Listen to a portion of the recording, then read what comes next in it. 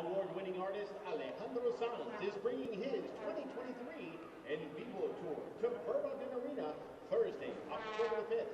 Don't miss out and get your tickets now at burlingtonarena.com or visit the Burlington Arena box office. Good evening, soccer fans, and welcome to HEB Park.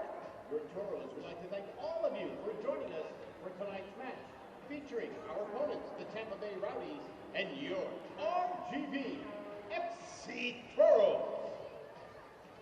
For your own protection, the safety of fellow fans and the players, and in the spirit of good sportsmanship, the United Soccer League, RGV FC Toros, and HEB Park request that you refrain from yelling harmful slurs and throwing any objects onto the pitch. Such behavior may cause serious injury, and violators are subject to ejection from the premises, fine, and arrest.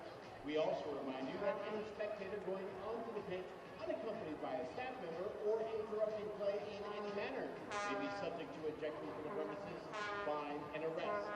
A reminder that the use of video cameras is prohibited inside HEB Park. Please take note of the exit sign. In case of emergency, exit through the nearest marked emergency exit. When using the stairs, use handrails. And if you notice something suspicious or out of place, please notify a staff member or security. If you see something, say something. We thank you for your cooperation and hope that you enjoy tonight's match.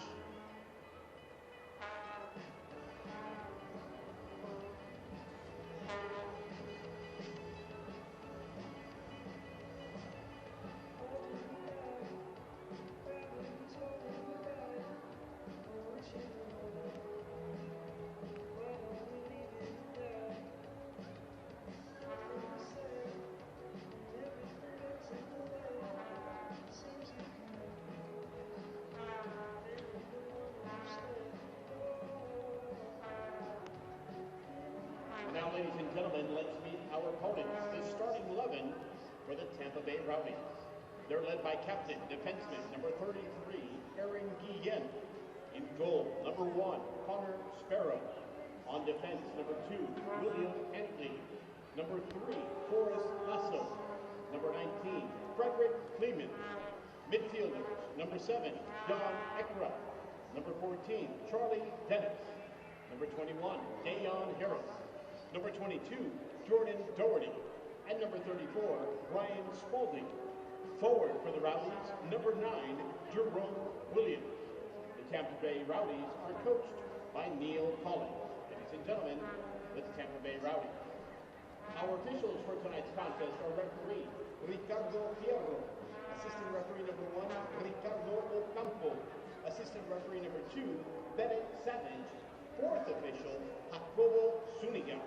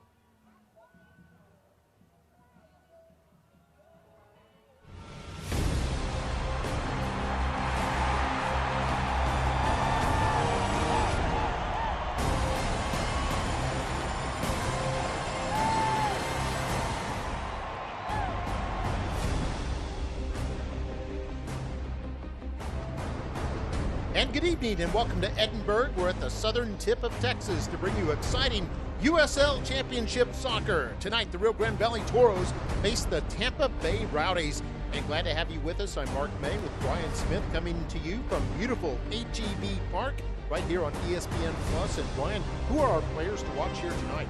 Starting with the visiting Rowdies of Tampa Bay, they have got themselves a scoring machine in J.J. Williams. Coming off of a hat trick last week, he's now got the team lead in goals, and if there's somebody that can put up some big points in a big way, it's J.J. Williams in the early season.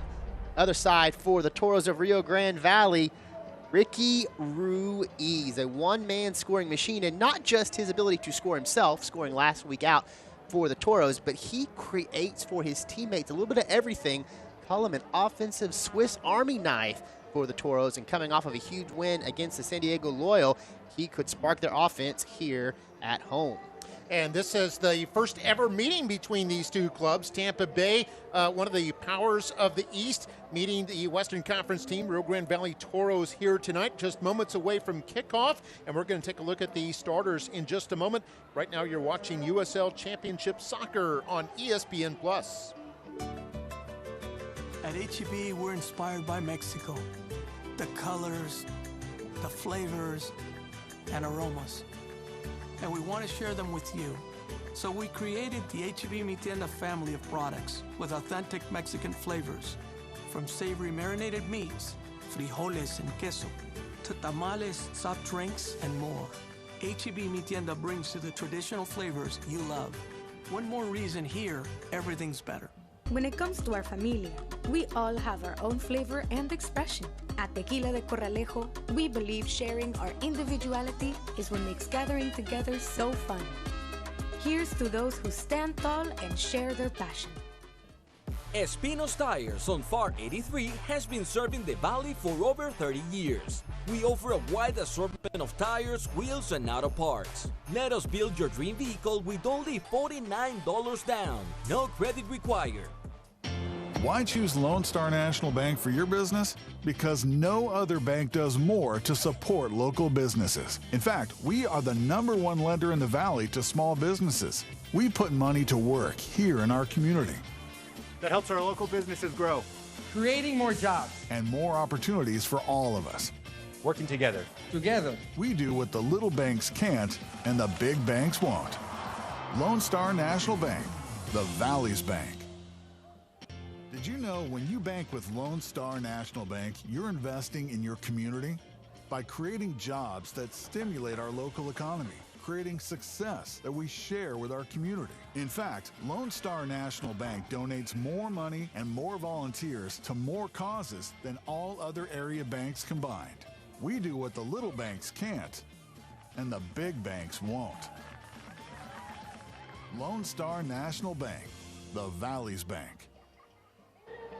And we're back here at HEB Park in Edinburgh, Texas. Brian, take us through the starters for tonight.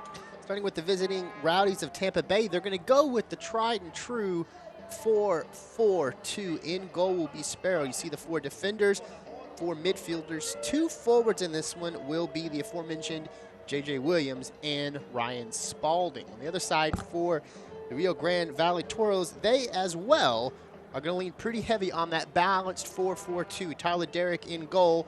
Normal back line defensively there for the Toros.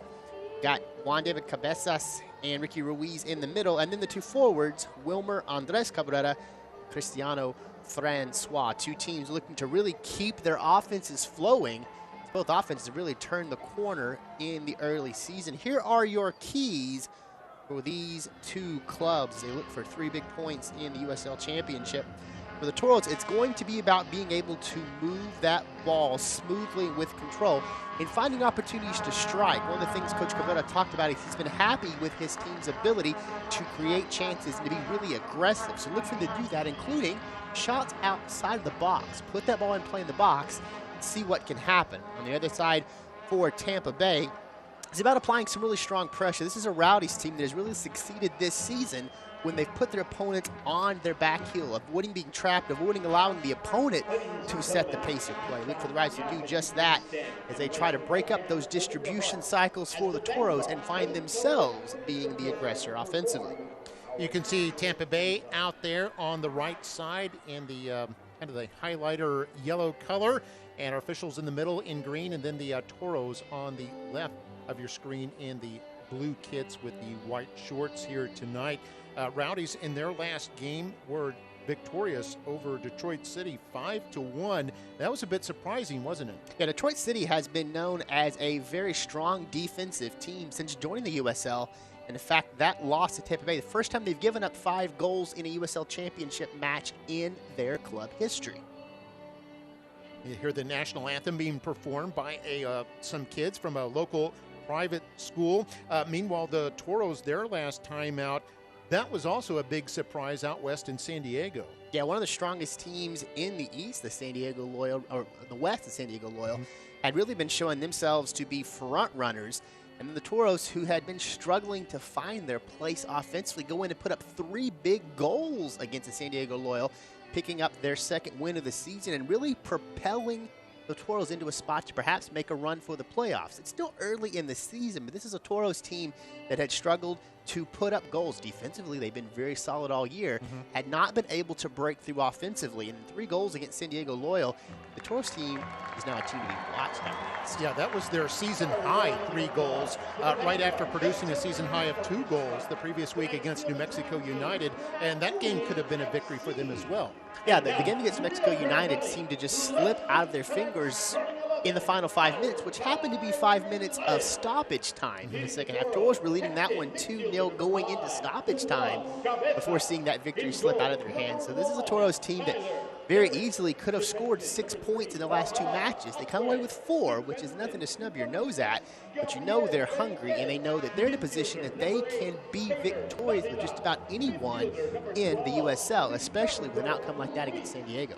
Yeah, the Toros actually unbeaten in their last 3 matches with a win and 2 draws. The Rowdies come in also unbeaten in 3 with 3 consecutive victories, so they're playing in peak form right now after an 0-2-2 start.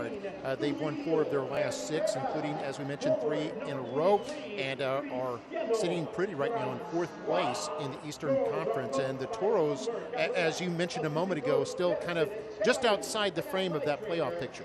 Yeah, but a win tonight could propel them into a tie for that final playoff spot.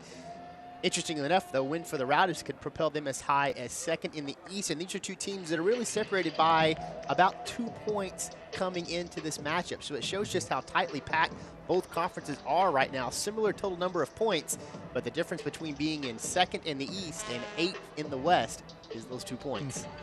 We see Tomas Ritondale, the 21-year-old out of Argentina. We saw Wahab Akwe a moment ago. Both those players stout defenders for this Toros team. You see will be lined up on the right and marching toward the goal on the left side. Meanwhile, Tampa Bay going from left to right on your screen. And a beautiful night for soccer here. We've got gray overcast skies. Did have a little bit of rain this afternoon, but things look pretty right now as we get ready to start. Toros, no, this is kind of odd. They're still looking for their first home win, aren't they? And it's one of the things Coach Cabrera talked about in the press conference this week about the Toros. They're a team that loves the energy they get from these home fans at HEB Park. They love the way this community supports them. We'll talk at halftime about everything they're doing in the community to kind of centralize themselves as a big part of this Rio Grande Valley community. They want to win for the home fans. They've put up good performances for the home fans, but have not found that breakthrough to get their first 3 points here at home. Yeah, they have no wins, a loss, and 4 draws here at home. So they've been a tough team here at home, but have been unable to put things away. It looked like they had that in the bag 2 weeks ago against New Mexico United, up 2-0, and then gave up 2 late goals to fall into a tie. And here's a quick opportunity by Tampa Bay as a nice feed there by Dayon Harris. Couldn't quite get the touch. That was Williams, who had the hat trick last week. Had it kind of skid off his boot. Having a beautiful job of dropping that into the box. And you see the look on Tyler Derrick's face as he says that was a quick comeback right there for Tampa Bay. And as we said, what was the key for Tampa Bay? Being aggressive, pressing, and keeping the Toros from being comfortable just passing the ball back and forth. You see it there. They step in, get the interception, and immediately they're applying pressure on the offensive end. We saw Wahab Akwe from Ghana, the defender there to the left of your screen, looked a bit shaken up. He gets the feed right now from Tyler Derrick. And Tampa Bay with a scare there in the opening minute of the game. And here's an interception for the Rowdies. And they're back in business once more. You know, and something we were talking about before we got on the air, Brian, is Tampa Bay is a team that likes those quick starts, aren't they? Yeah, they're a team that likes to score in the first couple of moments of a game. In fact, 6 of their last 7 goals have all come in the first half. They come at you hard and aggressive to open matches and then try to use that momentum to carry them to victory in the second half. Yeah, we saw a throw in by Tampa, but I think that's coming back. I think they're going to roll. That's going to be the Toros ball. And you could see Riton Dale was trying to get the officials' attention, saying, hey, I think that went off their guy. And so this will be a throw in for the home team. Yeah, Tampa Bay on the road, 1 win and 2 losses with a draw. And the Toros, as we mentioned, still looking for their first home win. This is their 6th home game. They have 4 draws and a loss, but no wins to show for that. Hoping to change that here tonight. This is, by the way, the first ever meeting between these two. And here is, once again, this is Harris picking it up on the right wing. Looking for someone to pass it over to. Gabriel Benitez providing the marking there, and the Toros end up with it on the possession, and then Ruiz fires it forward into Tampa Bay territory. No one there for the Toros, and Tampa Bay will recover.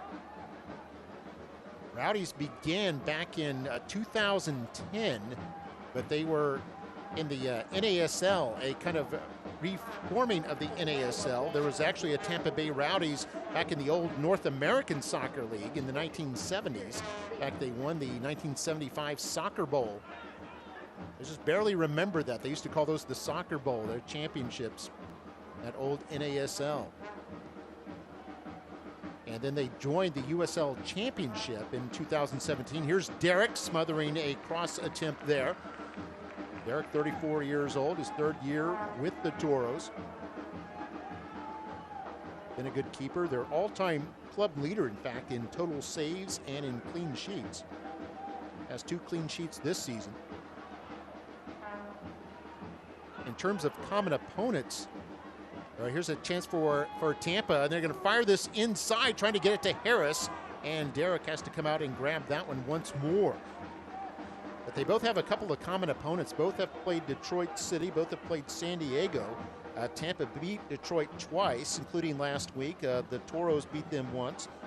And then San Diego, Tampa lost to Loyal 1-0 a few weeks ago, and RGV, as we mentioned, upset San Diego 3-2 on their home ground last week.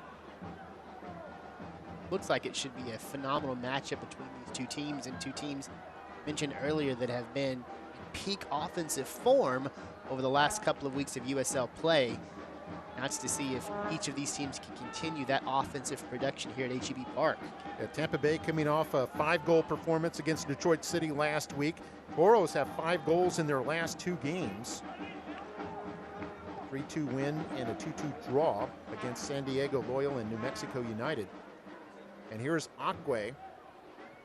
Akwe harassed by Williams, and then Cabezas loses control out of bounds, and this will be Tampa Bay's throw-in. Tampa Bay, one of the top teams in the USL Championship in recent years. They've been to the league's Final Four 3 consecutive seasons. They were in the championship in 2020, when it was canceled due to COVID. And then in 21, they lost the final to Orange County. Here's a steal by Cabrera. Picked up by Francois. Francois has goals in each of his last 2 games. Ball knocked out of bounds, and the Toros have themselves a corner kick. In fact, the Rowdies have been to the USL Championship playoffs 4 consecutive seasons, found themselves at the top or near the top of the Eastern standings in each of the last 3. They've been a team that's been very difficult to defeat no matter where you played them in the last 4 years across the USL. Toros trying to show a little bit of energy here. Looks like Wilmer Andres Cabrera will take this corner. Yeah, this streams inside, headed out by Tampa Bay. Toros retain possession. Here's Taylor Davila. Davila with 2 goals this year, sends it inside, and it's kicked clear by the Tampa Bay defense. Like a Jordan Dougherty out of Ireland got his boot on that one, kicking it up to midfield. Toros regroup for an attack. Here's a nice ball into the area, and the keeper, Sparrow, comes out to grab that one, trying to get it to Cabezas, it looked like. It looked like that carried just a little further than Cabezas expected it to. He slowed down his trot and tried to establish position. That ball lands. It's a couple of feet in front of him, so he can't really knock it down to control it for a good strike. But that's a good opportunity for Rio Grande Valley. They see the lane, they take advantage of it, and they put something in the box. And as we've seen all season long and historically in the USL, when you can make something happen in the box, bouncing balls in the box lead to goals. Throw in by the Rowdies. You can see Coach Wilmer Cabrera in his 4th year as head coach of the Toros has taken them to the playoffs in all 3 previous years. One of those 2016, and then each of the last 2 seasons. A little bit of pressure here by the Toros, and Sparrow finally boots this one upfield. Sparrow, who's out of St. Louis, 29 years old, very experienced keeper. In fact, he enters tonight's game close to a milestone. So we see a Toro upended there. Play will continue. It goes all the way through to Sparrow. Cristiano Francois that kind of had his feet taken out from under him as he spun to get into position offensively, I should say. Looking for a card. He's not going to get it. And we have I think they may have started too soon there as we hear the whistle. Free kick here for Tampa Bay near midfield. It's twice now we've seen Tampa Bay whistled and brought back for trying to restart too quickly. Officials want to make sure that ball is placed exactly where it needs to be. Tampa Bay wants to keep this pace very, very fluid. Williams handled it for a moment. It goes outside.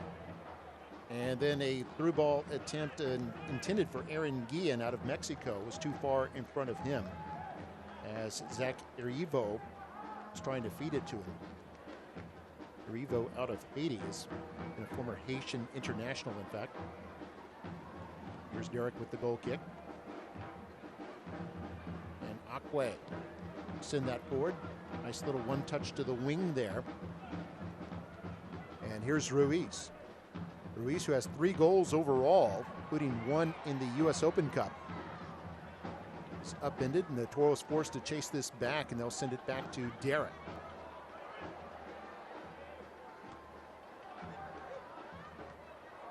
I mentioned Tampa losing in the 2021 final and then losing in the semifinal last year. Through ball to Francois. Francois moving in. Oh, nice sliding tackle there. That was Kleeman.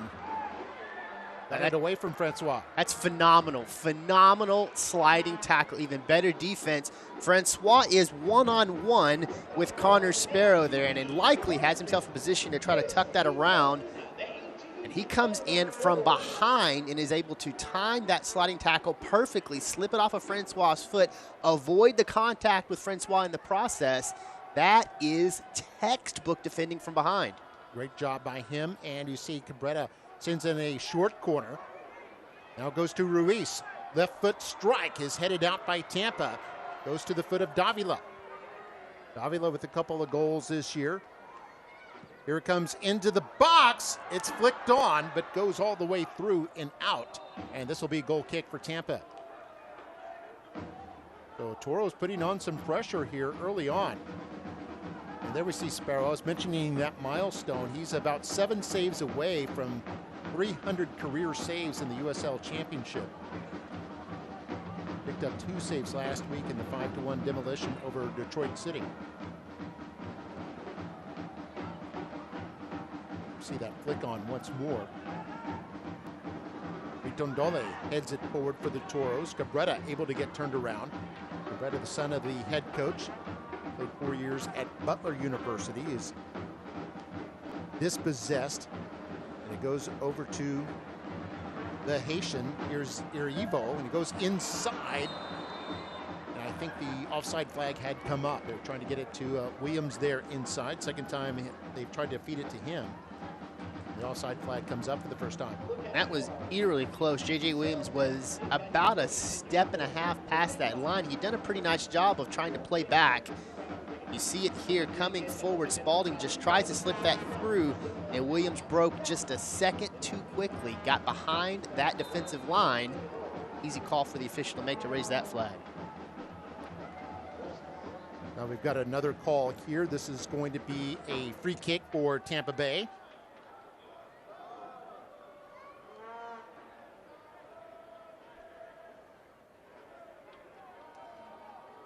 Twelfth minute of the game, no score. Both teams have had some good opportunities early on.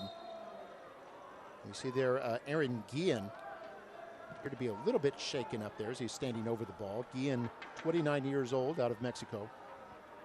And Tampa on the move now on the left side. Coming into the box at the foot of Ritondole. The Argentine moving outside and able to punch it upfield. Tampa Bay regains possession. Ritondole with the intercept. Sends it ahead to Cabrera. Toros trying to get something brewing here. Nice little give and go there. I think offside flag had come up as they were trying to feed Cabrera down the left wing. That little touch and go between Cabrera and Francois just a little bit too quickly. You saw Cabrera lays it off to Francois and tries to break down the line. That heel touch from Francois just a little late getting there. Allowed Cabrera to slip past the line just a touch too far. Yeah, Francois had a hot foot as of late with goals in each of the last two games for the Toros. Toros offense was dead in the water for a long while. Here's an intercept by Tampa, an opportunity for them. The intercept by Antley. And the Toros able to recover. The Toros went 3 straight games without a goal before erupting for 5 in the last 2 games. And now we've got our first booking of the match. And this is going to be on Jan Ekra out of Ivory Coast, who picks up his 4th yellow of the year. He's one-on-one there with Wilmer Andres Cabrera. Cabrera had the step. You see Ekra coming in from behind, takes that left hand and just places it right on the shoulder of Cabrera. And see right here, that little bit of effort in the lean takes Cabrera off of his feet. That'll draw the yellow, and a pretty good spot for a free kick here for Rio Grande Valley. And we see Davila and Cabrera standing over it. Cabrera has a goal this year. Davila has 2. Only 1 man in the wall here for Tampa. Davila will send it in. Kicked up in the air by Tampa Bay. And then Williams able to keep it from going out and giving up a corner kick. We see Akwe knocked down. And there's the whistle. As trying to pull away was Charlie Dennis. Dennis, a pretty busy player. Midfielder for Tampa Bay. Has 3 goals this year. 26 chances created. They committed the foul there. Up and down action between the Toros and the Rowdies here early on at HEB Park.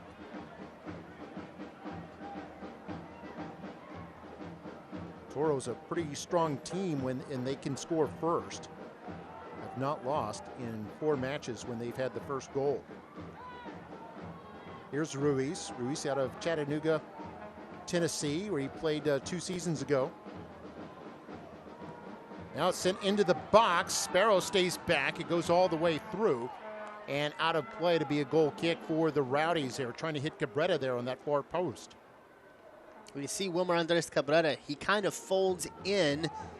That pass is over his head, trying to go toward the corner. So that little bit of a job he did of cutting in put him out of position to try to challenge for that ball.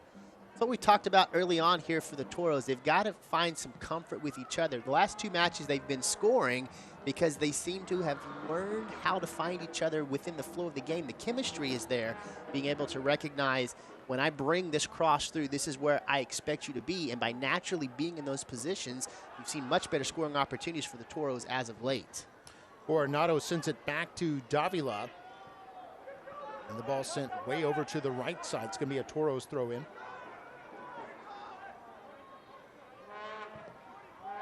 The Toros back on the move. Here's Akwe. Akwe in his 2nd year as a member of the Toros. The defensive mainstay last year and again this season.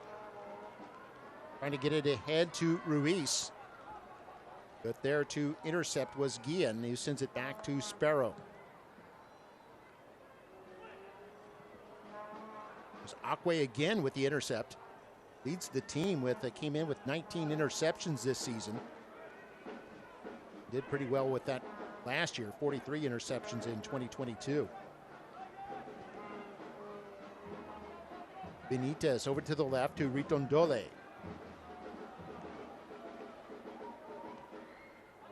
Tampa Bay with some high press right now. Pressing over 3/4 of the field. And Toros trying to break out of it. And here's a chance here. Outside flag stays down. A chance for Francois. And a save made by Sparrow. Wow. That is a phenomenal job by Connor Sparrow, taking up every ounce of space he can. He's 6'2". He played like he was 7'2" there for a minute.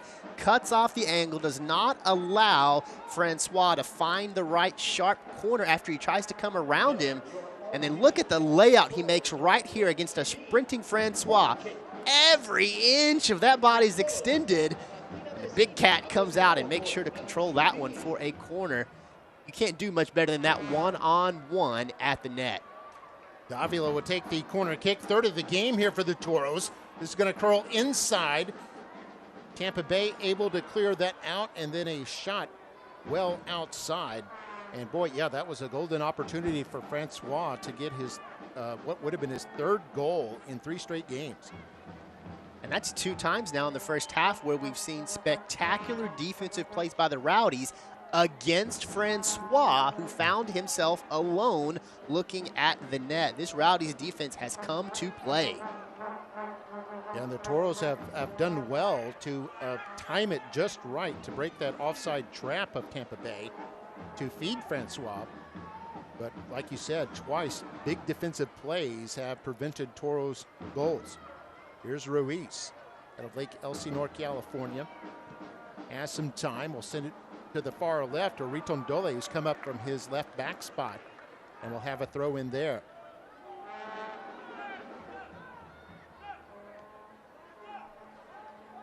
Yeah, in looking at that in slow motion, you can see that was a great save there by Sparrow. Went to full extension. And that's instincts, too. He's anticipating where that attack is going to come from and just laying out and hoping he covers enough angle to keep that ball from getting past. It's Ritondole with time on the left wing. No one open inside. Toros on the move here once again. They're building up. Benitez. Played many years in Venezuela. Now they feed Ritondole. Oh, nice back pass there. Cabrera. Not sure if he was trying to cross it or shoot it, but ends up with Tampa Bay clearing that one. And Akwe heads it back to Derek.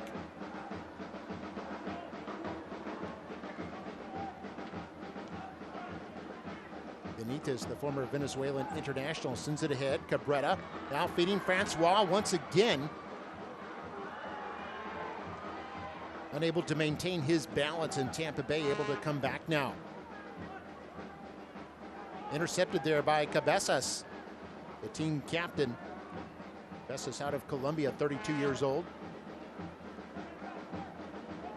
One of the veteran mainstays on this team. Here's Ritondole.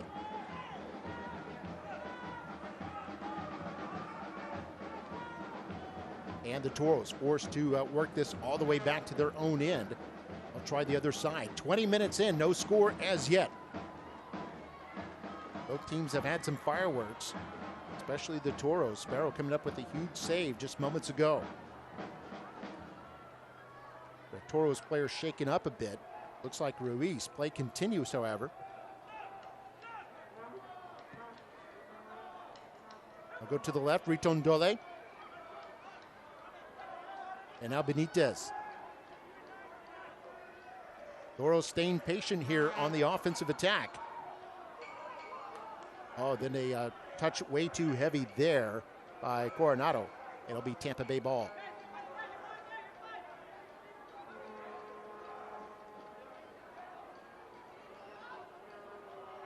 Tampa Bay entering tonight with 14 points, 4th place in the East. Toros entering tonight 10th with 11 points in the West.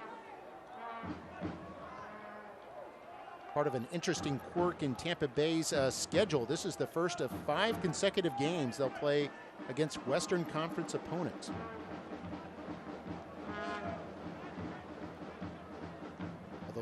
They'll get most of those at home in St. Petersburg, though. They've got the next 3 at home after tonight. There's Akwe with it. Nobody pressing him. He'll bring it up forward. Williams closes. Now it's Coronado. Got 3 markers pressing on him. And the ball headed up by Tampa Bay. And the Rowdies again with possession as Williams, their leading goal scorer, is able to send it forward. Williams appears hurt now. You can see Williams laying there on the left touchline. Meanwhile, play continues. Vitondole is intercepted. Cabrera feeding Francois. Francois, the speedster, ends up going down after a collision there with Kleeman. And this will be a free kick for the Toros. Possibly a booking. It is. Kleeman's going to pick up the yellow here. That's twice now that you've seen Rowdy players booked for coming up from behind and being a little too physical with a Toro. In this case, Francois is just getting by him. And Kleeman, there's not as much contact there as it looked like live. There's a little bit. Francois puts his hand up and says, I think I was headed to the net had I not been bumped there. Meanwhile, Williams, who we saw down on the turf moments ago, is back up.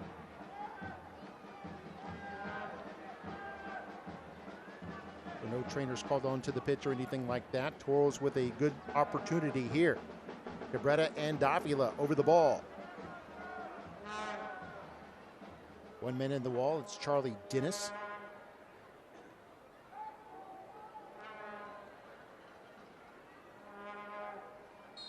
See, Sparrow has come off his line about 3 yards. Here's Davila with the kick, and it's immediately sent out by Ekra. Ekra, the Ivorian, 32 years old. And we see Sparrow shouting instructions. Toros back on the move here. Toros showing a lot of pep in their step on the offense. The last 2 games, they produced 5 goals. Also had 17 shots last week in that win over San Diego. A lot of offense there that they were able to produce. Big road upset over the San Diego Loyal.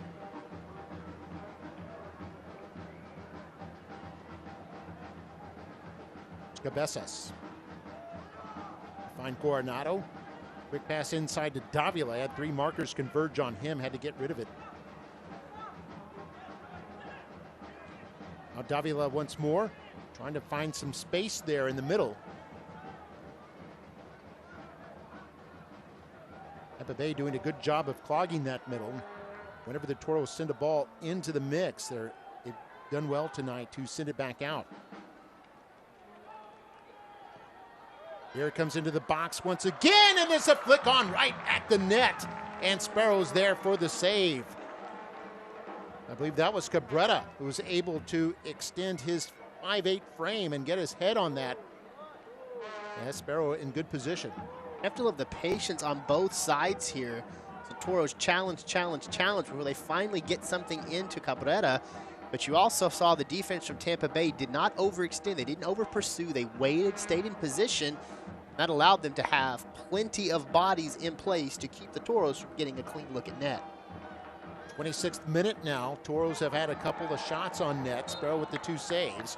See another Toros player is shaken up. Ricky Ruiz, it looks like, came down a little awkwardly after that challenge. Yeah, you're right. It is Ruiz, 26 years old.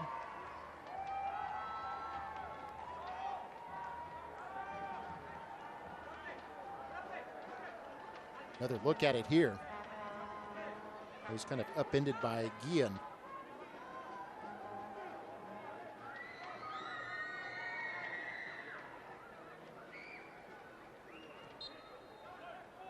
So Ruiz is up and at him once again. And the Toros back on the move here. This is Davila.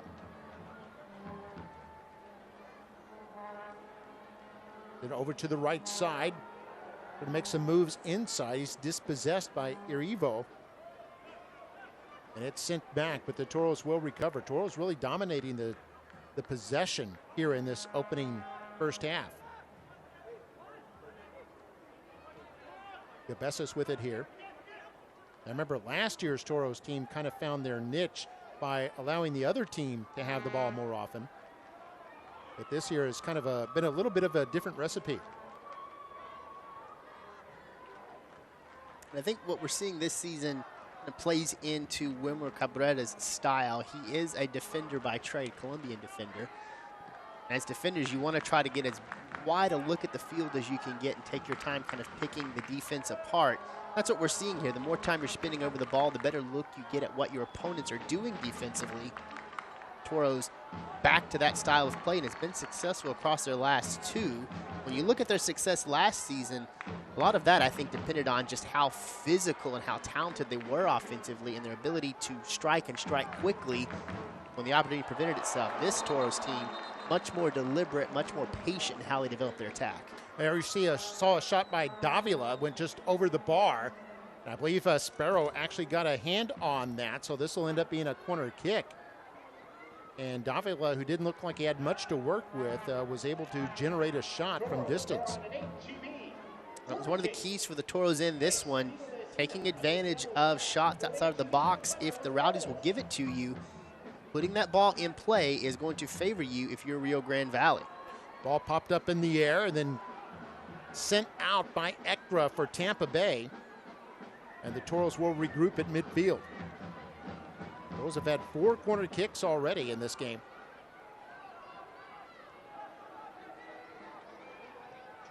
Now goes to Davila. Davila had a terrific shot a moment ago. Another shot and another save there by Sparrow. Had good position on a hard shot from Davila. Sparrow has certainly found himself being challenged here early. Has spread his wings and found his flow in net.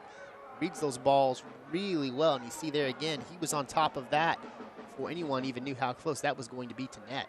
And Sparrow is 6'2", playing his 7th game this season. Has three clean sheets this year. 29-year-old keeper out of St. Louis. Toros still with possession here. On the 29th minute, no score as yet. Toros with 4 shots on net, but Sparrow has 4 saves. Wrestling for the ball over there on that far side of the pitch, Ryan Spalding out of North Carolina. Dueling for the ball, and it's going to be a free kick here for Tampa Bay. Now, he's on loan from the New England Revolution out of MLS. This is just his 5th appearance with Tampa Bay as he came over in mid-April. Has 2 assists already, so he's quite a force on both offense and defense. Ball played back to Sparrow. Francois kind of applying a little pressure.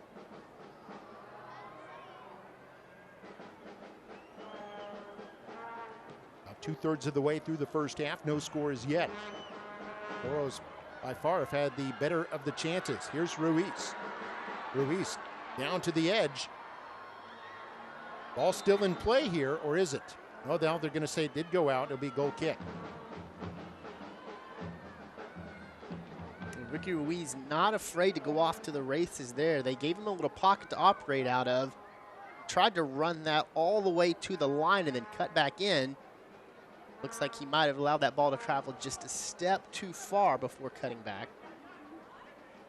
Ball played over to the right side to Connor Antley out of Atlanta. Sends it forward. Some pressure there by Rio Grande Valley. They got the ball right back. Here they come. Davila to Cabezas, who is fouled from behind. And this will be a free kick in a dangerous position here for the Toros. Cabezas upended here. We'll see it on the replay. Just gets his feet tied up with one of the Rowdies right there. So as he's turning, he doesn't have solid footing. Slip right out from under him. And now Rio Grande Valley has a really nice opportunity here. Not quite point blank. There'll be a little bit left of net, but a nice opportunity to try to bend something into the zone.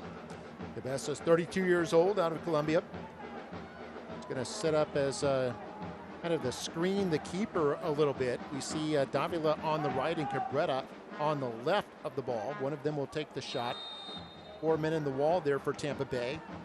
And here's a shot toward net. Sparrow, a little trouble with it. And then it's cleared out by Forrest Lasso. Sparrow couldn't quite get the handle on it, although he got his body in front of it, which is the important part. That'll be a throw in here for the Toros.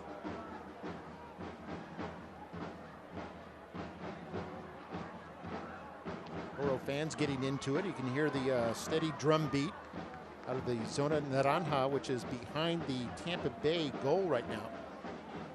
Ritondole.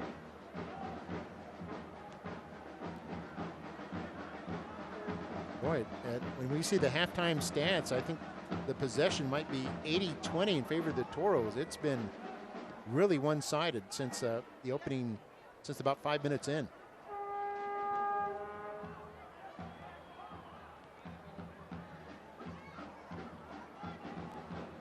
Chance now here for the Toros. This is Davila. Moving laterally through, couldn't quite find a seam to send a through ball, so he'll send it to the back line.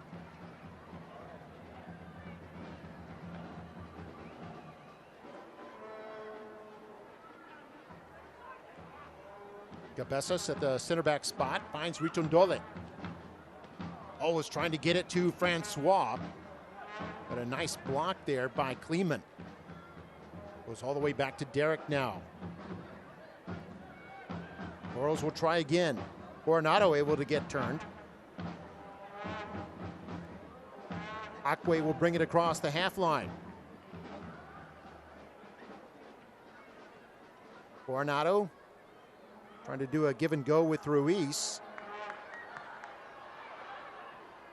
Ball popped up by Tampa Bay. Davila trying to maintain possession there.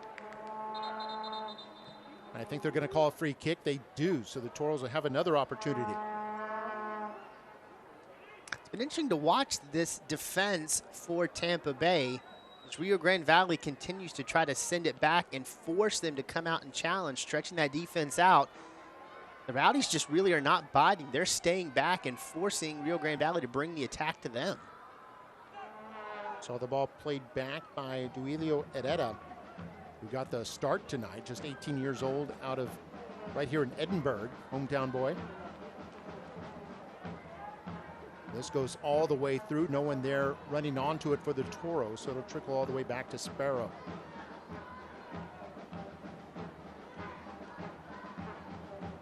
Just over 10 minutes remaining here in half number one. It's been all Toros. Saw Tampa Bay with a good opportunity in the opening 40 seconds. And here's a chance here. Derek coming way out as they had played a through ball for Charlie Dennis. Derek reading that one well. Derek likes to play up high in his box when the ball's on the other side of the pitch, doesn't he? Yeah, he's not afraid to be physical. And when you play that far out, you've got to be physical, willing to sacrifice your body to break up attacks. See right there, Tyler Derrick says, I'd much rather challenge you at the end of the box than try to challenge you in the box. Comes out and breaks that one up before it becomes too dangerous. Got Cabezas with it, able to get turned. Finds Ruiz. Ruiz now to Francois. He's unable to turn, so they'll play it back.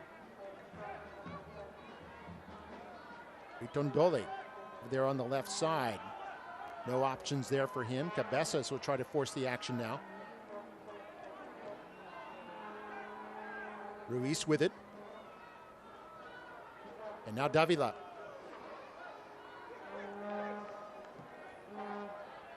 Toros quickly reversing. Tampa Bay adjusting to that. The Toros send it quickly with the lateral passes from side to side. Acque coming up from his defensive back spot. Chips it into the box where it's headed out by Kleeman. Now I think they're calling a free kick here for the Rowdies. Be the third whistle on the Toros. There have been 6 on Tampa Bay in this first half, as the Toros have really been pressing against Tampa Bay and forcing their defense to play aggressively. Sparrow kicks it. A nice little flick on there, trying to get it to Williams. He was with the hat trick last week. Finds it to Isidro, and it's sent in for Williams, but a nice sliding tackle there by the Toros. And then the Toros able to clear it. Revo fed a near perfect ball to Williams. But the Toros defense able to rise to that occasion.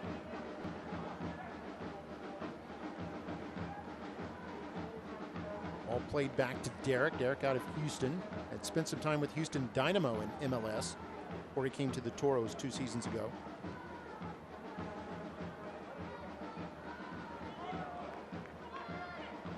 That goes out of play. This will be a throw in for Rio Grande Valley. There we see a quick shot of Neil Collins on the right side of your screen, the 5th-year head coach of the Tampa Bay Rowdies. Was the USL Championship Coach of the Year back in 2021 when they went all the way to the final, losing only to Orange County in the championship. Chance here for Tampa Bay Rowdies. Here's Dennis with it. Dennis chased into the corner. A couple of markers on him, and then Dennis loses control out of bounds. This will be a Toros throw-in. And Neil Collins is one of those interesting stories in the USL as well, because now he's the head coach of a team he previously played for. Played 2 seasons with the Rowdies, so now he's seen both sides of it on the field and on the bench. Been nothing but successful since taking over the head coaching position here in Tampa Bay. Got plenty of experience, 600 career games as a professional. Brought all of that experience here to Tampa Bay. No doubt they have been phenomenally successful under his leadership. And there we see foul committed by Ruiz, and this will be Tampa Bay's free kick. It was Irivo who was able to draw the foul.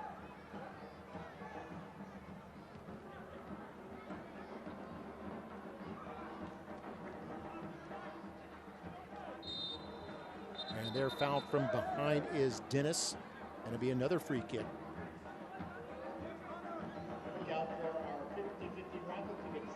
The guilty party that time might have been Benitez. Benitez out of Venezuela. Intercept there by the Toros, and they send it clear. Try to run onto it as Ruiz. Looks like he got there in time. He's got Francois in the middle, trying to feed Francois, but Tampa Bay able to intercept.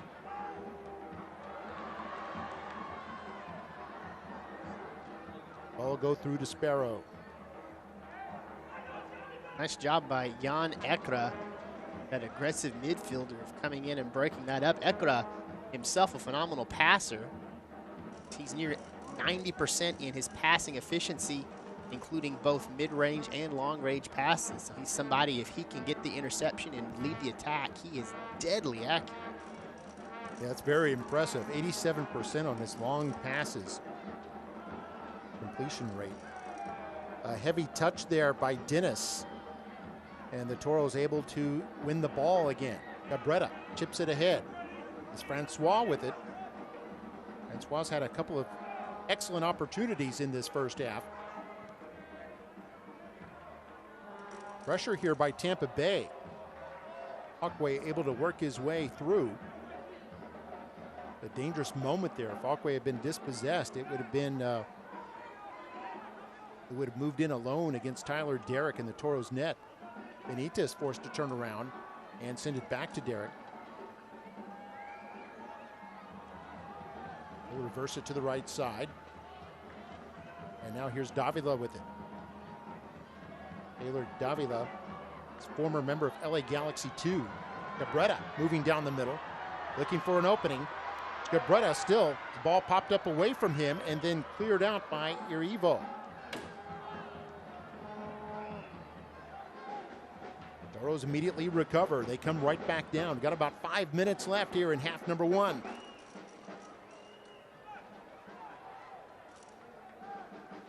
Now Davila.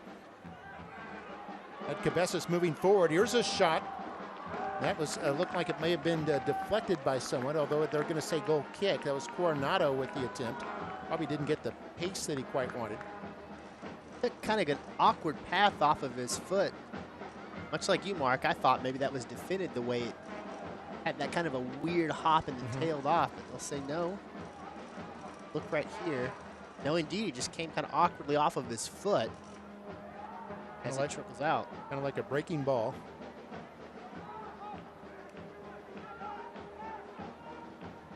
So Tampa Bay will send this one forward, trying to get some kind of offense going here before the end of the half. That one went off Williams, so Toros with the possession right back. Goes to Ritondole, no one coming in to pressure him.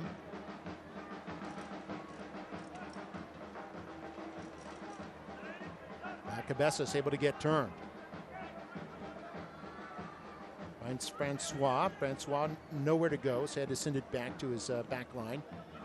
Now here's a chance. Coronado trying to get it ahead to Francois. Moves into the area and centers the ball, and no one there for him. May have been trying to get his left foot turned more for some kind of a shot, but Sparrow, they're able to pick that up. Again, phenomenal pressure by the defense from Tampa Bay to break up what looked like a nice opportunity for Francois. He's not being given any room to get comfortable. The ball's at his feet. They are cutting off all of the angles. So Tampa Bay is given opportunities tonight, but they have all been challenged. And so far, they've been able to hold firm. No score as yet, late first half. Cabezas looking for Francois again, but that time sent forward by the right back. I believe that was Antley. Antley, 28-year-old defender out of Atlanta. This is his third year with Tampa Bay. Just over 2 minutes and change to go here in half number one. Cabezas with it. Finds Coronado. Nowhere to turn for him as he was closely guarded by Guillen. Chance here from distance and a shot. Oh, just goes wide. Sparrow went to full extension on that one.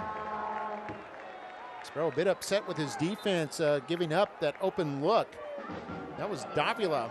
Second good opportunity he's had tonight. For the look here, Herrera comes in. They give him room to operate, and he just misses that wide left. And you see, Sparrow looks at his teammates, and he says, you've got to close in. You cannot give them that much space from distance. Herrera, as a 17-year-old, had his first USL Championship goal last year. And got the starting nod tonight. Good shot there.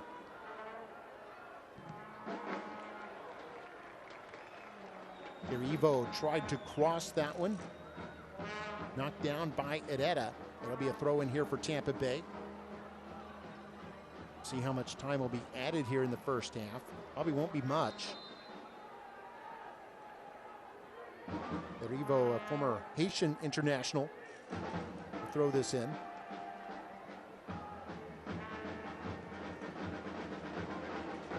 They've got quite a good international representation on this Tampa Bay team. Just under half their players are American, so a little over half are from different countries throughout the world, including Central and or Caribbean and South America, and also Europe.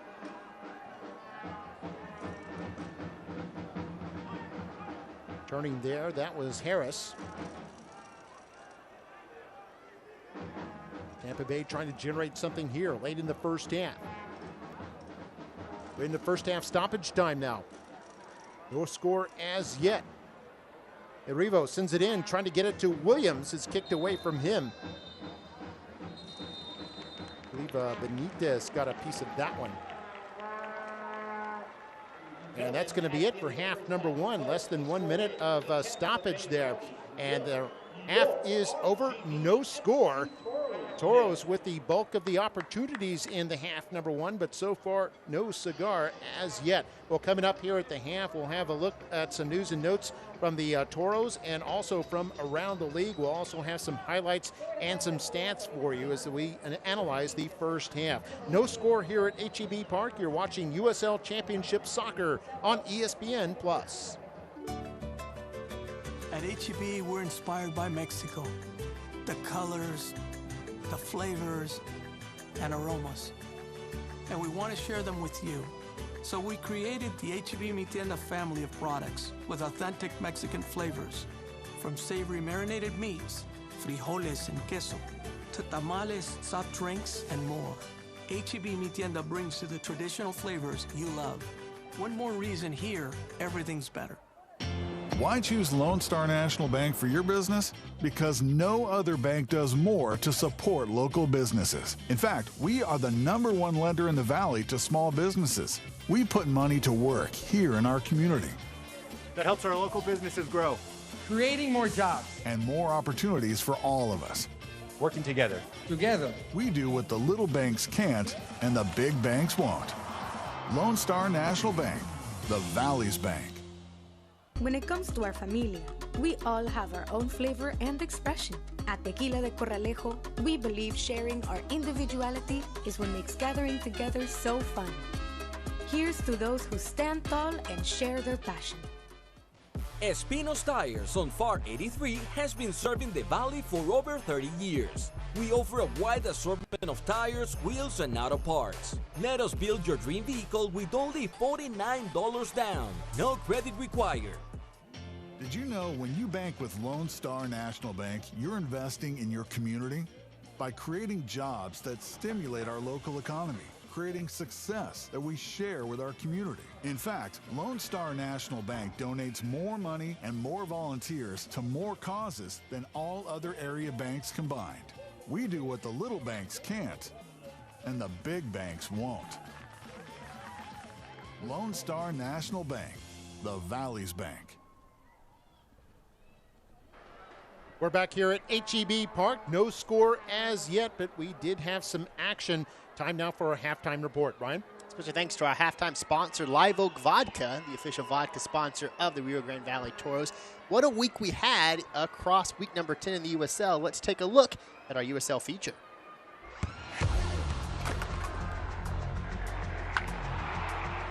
We all have goals.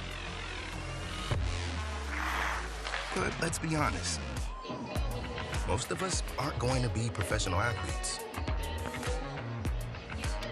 But if your goal is to finish your degree, we can help. Come to a university that puts your goals first.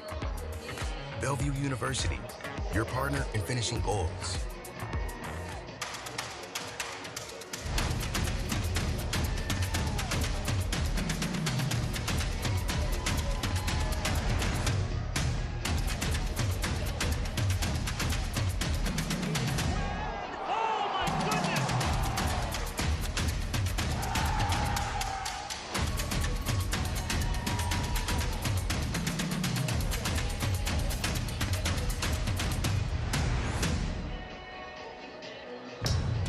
Are you ready?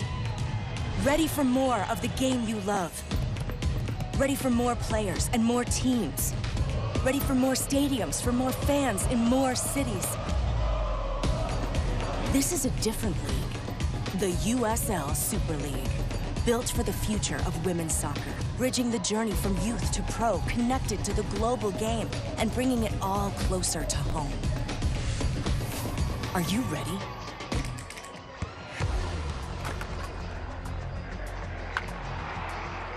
We all have goals. But let's be honest, most of us aren't going to be professional athletes. But if your goal is to finish your degree, we can help. Come to a university that puts your goals first. Bellevue University, your partner in finishing goals.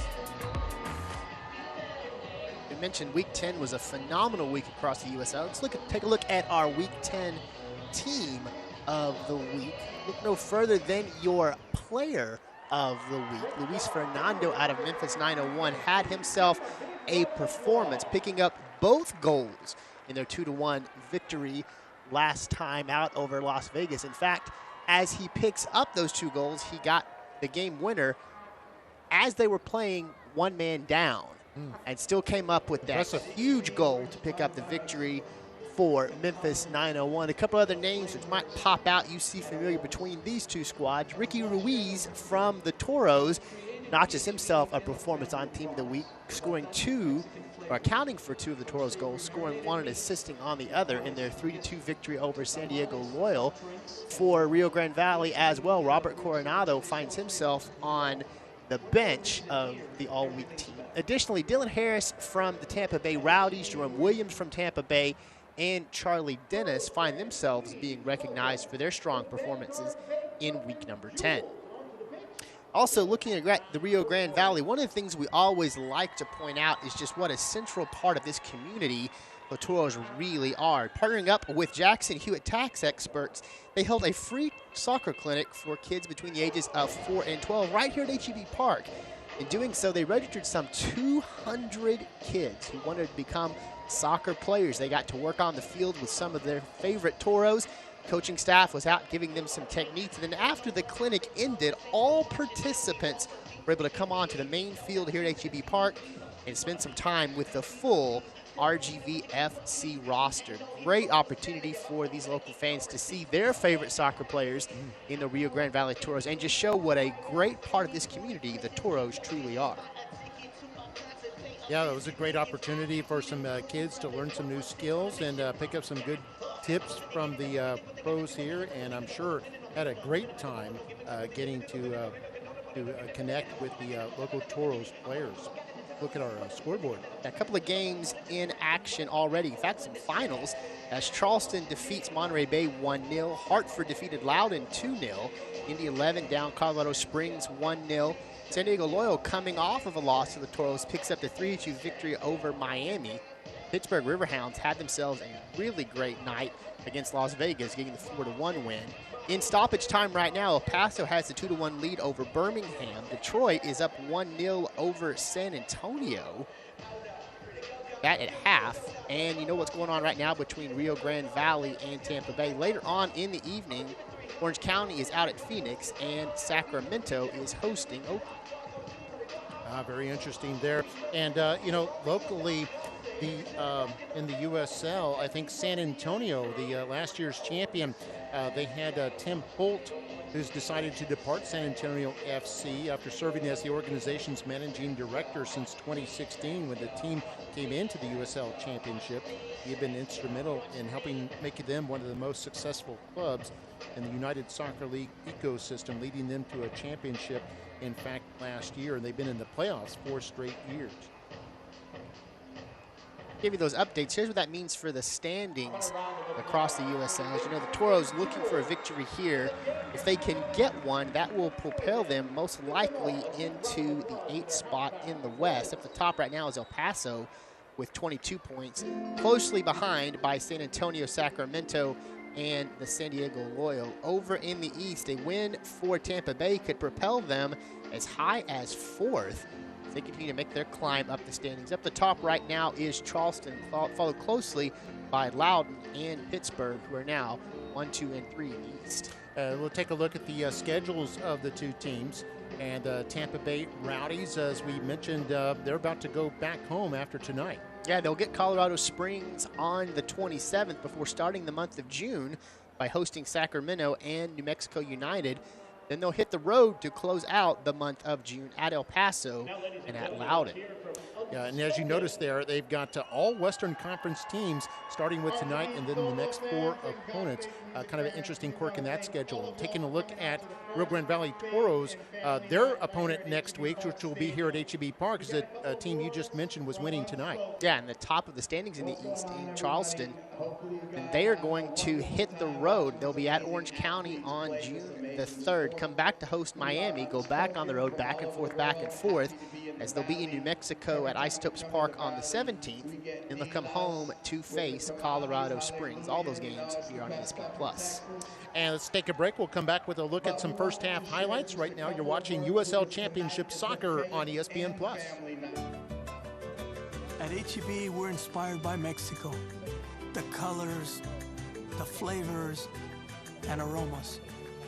And we want to share them with you. So we created the HEB Mi Tienda family of products with authentic Mexican flavors, from savory marinated meats, frijoles and queso, to tamales, soft drinks, and more. HEB Mi Tienda brings you the traditional flavors you love. One more reason here, everything's better.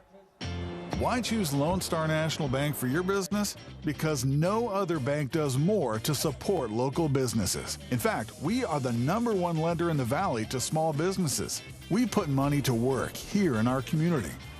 That helps our local businesses grow. Creating more jobs. And more opportunities for all of us.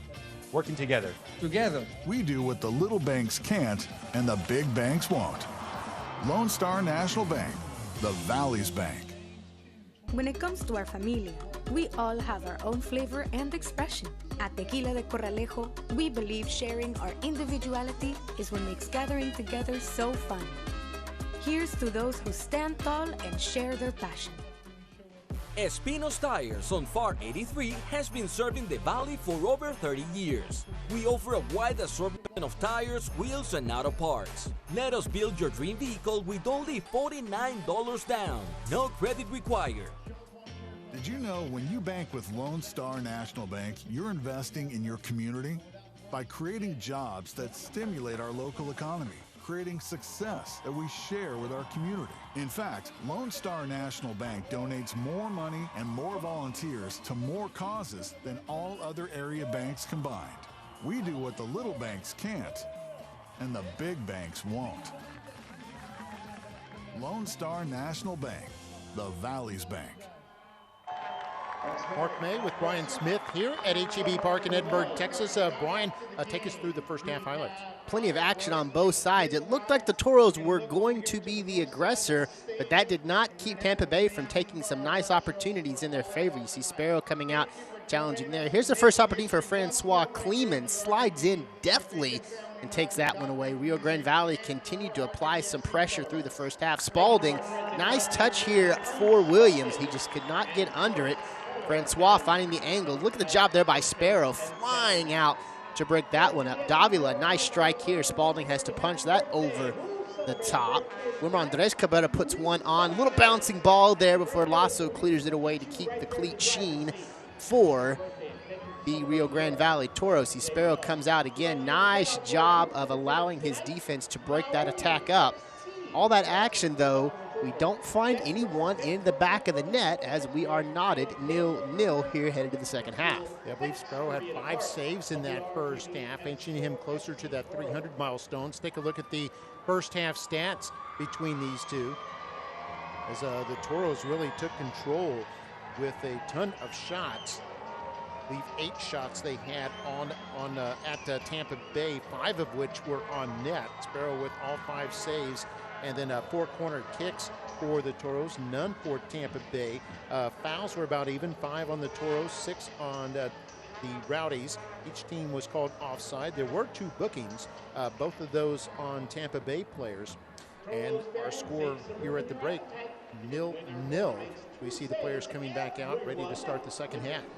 I think if you're Rio Grande Valley, you are really happy with the opportunities you had in the first half. You executed your game plan about as well as you could, but you faced a defensive side from Tampa Bay that has been playing some of the best soccer we've seen from them all season. Did not get a breakthrough, so keep on keeping on if you're Rio Grande Valley. See if you can get a breakthrough there. For Tampa Bay, you may be in a position now where you're starting to get a little bit anxious about finding an offensive attack. Really 2 good opportunities in the first half for Tampa Bay. Neither one materialized into any real strong challenges against Tyler Decker. Remember, this is not a Tampa Bay Rowdies team that's known for their efficiency in the second half. They like to cruise through the second half after being really aggressive in the first half. Tables flipped a little bit here in Edinburgh, Texas on the evening. It were the Toros that were the aggressors in the first half. And now one of these 2 teams needs to find a breakthrough if they're going to have 3 points on the evening. Yeah, the Tampa Bay, a team that likes to get off to quick starts. As you mentioned, 6 of their last 7 goals going back over the last 2 games had come in the first half. We'll see what kind of momentum they can create in the second half. Last week, they had 4 goals in the first half against Detroit City, had 1 in the second half, and a 5-1 victory. We'll see how much gas they have in the tank here in the second half here.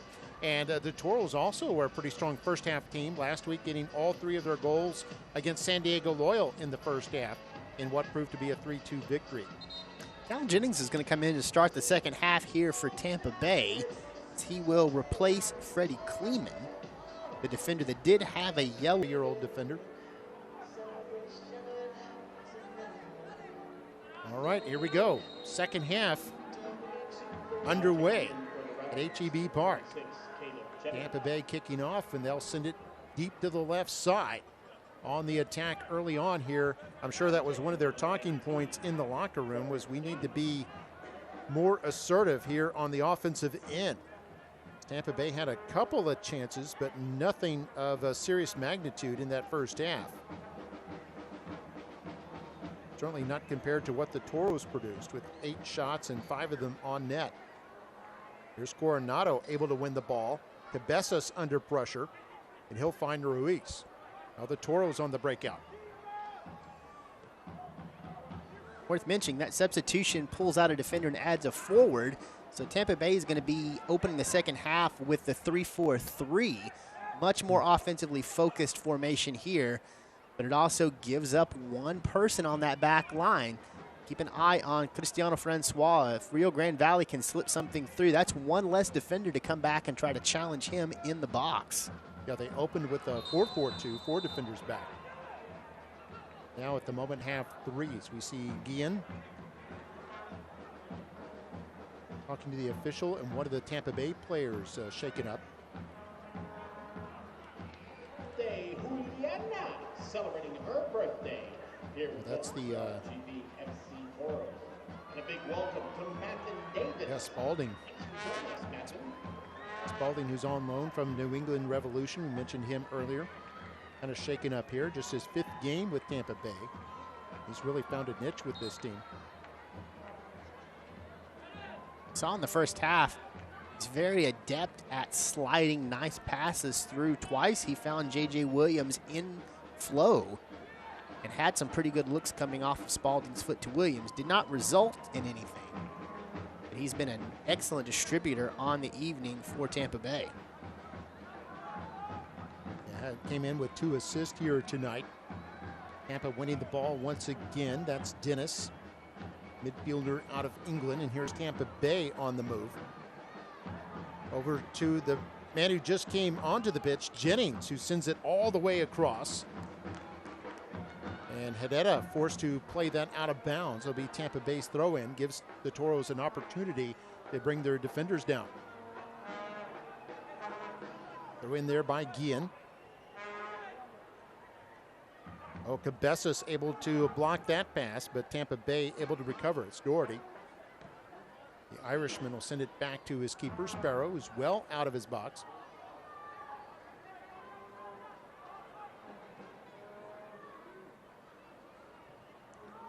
And a bit of a different story here in the early going of the second half with Tampa Bay controlling most of the action. Now Toros gain control. Here's Francois. Finds Davila. Both Francois and Davila had 2 good opportunities each in that first half. The 18-year-old Edetta plays it on the right side.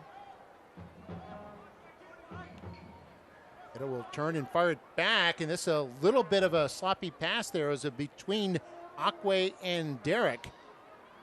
And you saw Jennings racing onto that, but the Toros able to get there first.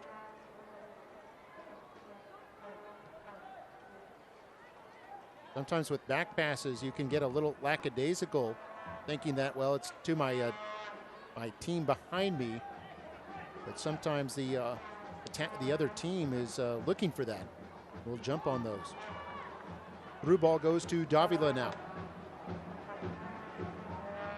Davila pinned on the goal line. Now Ruiz with a shot saved, made there by Sparrow. Had to go to ground for that one. It was well placed by Ruiz. And now we've got a free kick awarded, and this will be an opportunity here for the Toros. A little too physical there from Dayon Harris.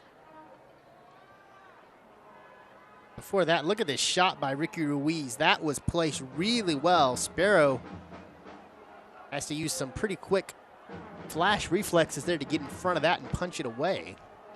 Yeah, if Sparrow had been screened on that, he may not have gotten the jump that he got. It's fortunate he was able to keep his eye on the ball and then react to it well. 6th save of the game for him. Cabezas pass inside, blocked. Florals are tried over to the right. Davila's there, now Coronado.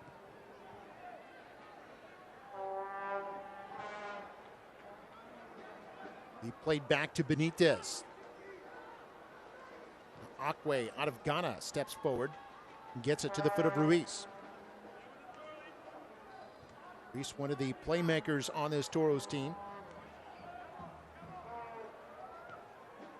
He can shoot, he can set players up, can win free kicks as well. He's a master at drawing fouls. We've seen it across 2 seasons for Rio Grande Valley. If you need someone to make something happen in the box, Ricky Ruiz is just extremely adept at drawing defenders in and picking up fouls in key situations. We saw Francois had his pocket picked by Lasso. Lasso, a towering defender at 6'5", able to kick the ball clear. Now it's going to be a Tampa Bay throw-in the attacking third of Rio Grande Valley.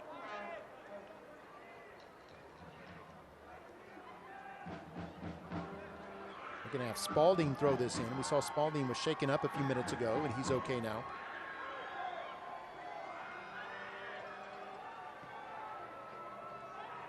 Both teams with an excellent chance to move up in the standings. They can pick up a victory here tonight. Spalding sends this in, bounces through. Now it's at the foot of one of their players, Harris. They'll get it to Guillen, and now back to Spalding. Nice job of defending there by Hedetta, able to poke the ball away from Spalding, but it goes out of play. Tampa Bay will throw in once more. Yeah, Tampa Bay, if they win tonight, could move up as high as a tie for second. From 14 points to 17. They'd be tied with Louisville, who's idle tonight. Louisville will play on Wednesday. Louisville City. And I think Pittsburgh has a chance to move up to 17 points as well. They entered tonight tied with Tampa Bay. And the Riverhounds, I think, already won their game. Chance here. This is Williams. Tried to chip it forward. Able to head it there. And then the Toros clear it briefly. Now at the foot of Guillen. They'll find Spalding. Spalding sends it ahead. Chance here to send it through as Jennings, but Cabezas is there to concede the corner kick. Be the first corner of the match for the Rowdies. Tampa Bay becoming much more aggressive offensively here in the opening 10 minutes of the second half. Good update in your USL schedule. Detroit has now gone final, defeating San Antonio 1-0. You mentioned previously Pittsburgh did pick up the victory earlier in the evening, 4-1 over Las Vegas. So they've got their victory and 17 points. They'll now be tied for second. Tampa Bay will look to try to keep pace with them if they can get a victory here against Rio Grande Valley. Oh, I thought it was a corner kick, but this is actually going to be a goal kick for the Toros. Yeah, Las Vegas losing in tonight. Still the only team in the league that doesn't have a victory as yet. They do have 6 draws.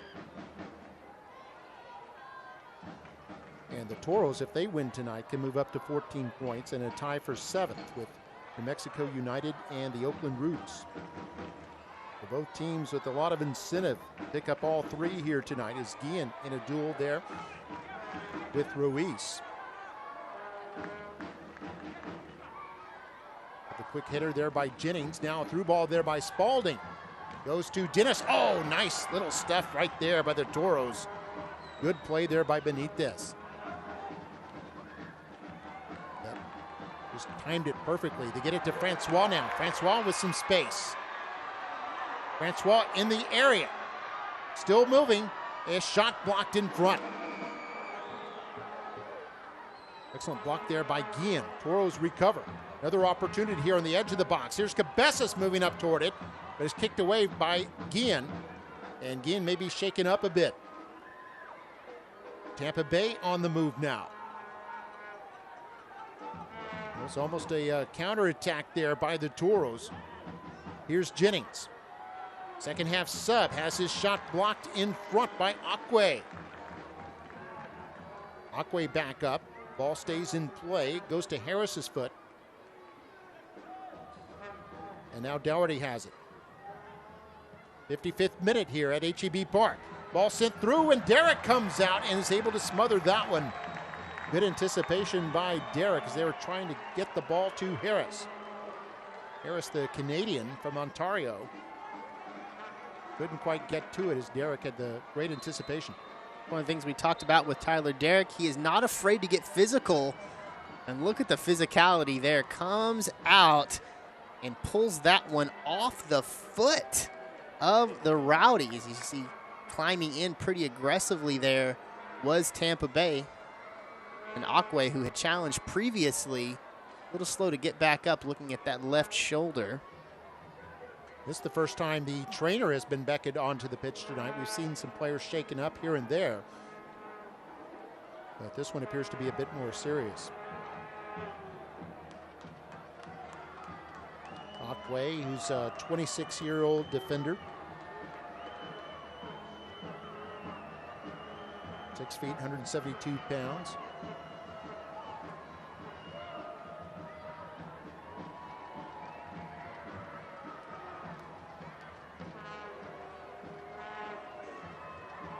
Of course, next week, the Toros will be here at home again. It doesn't get any easier. They'll be taking on the Charleston Battery, the first-place team from the East.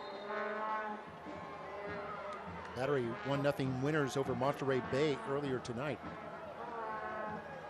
Looks like they'll send Akwe off for just a moment. He'll have to come back in after this free kick. We'll see a drop ball.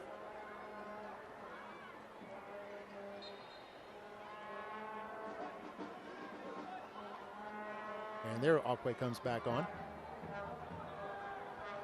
Tough as nails defender.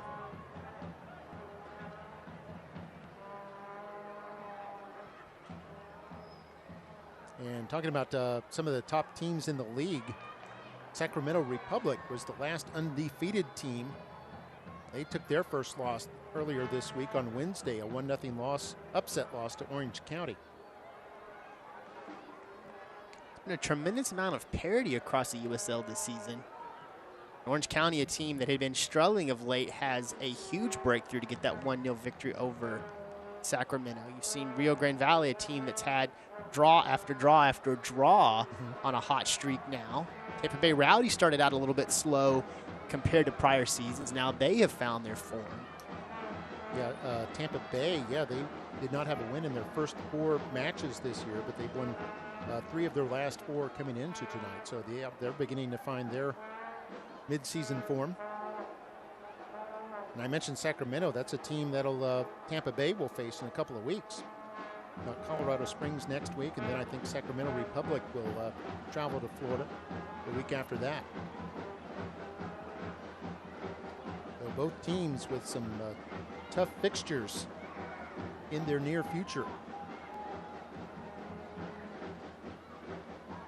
Derek's going to get this back from Edetta and send it deep downfield. Able to flick on forward, but a little too far ahead for Francois, and Sparrow's there to intercept.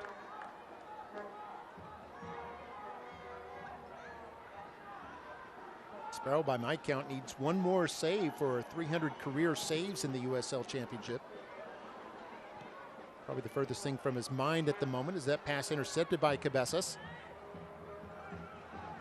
And then finally taken down by Dennis. Now Spalding with it. Spalding will race ahead. Trying to get around Hedetta. He does. Sends it inside.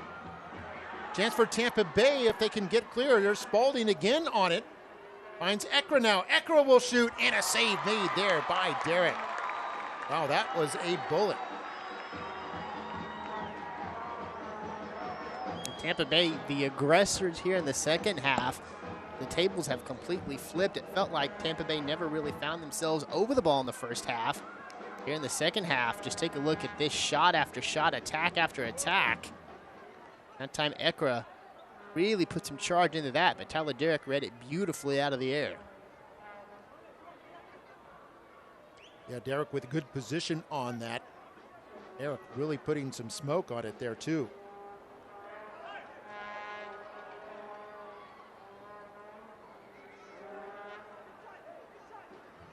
This is Herrera with it. Herrera, the local product out of Edinburgh, sends it back to his keeper. And that one headed forward by Lasso. The Toros gaining possession here.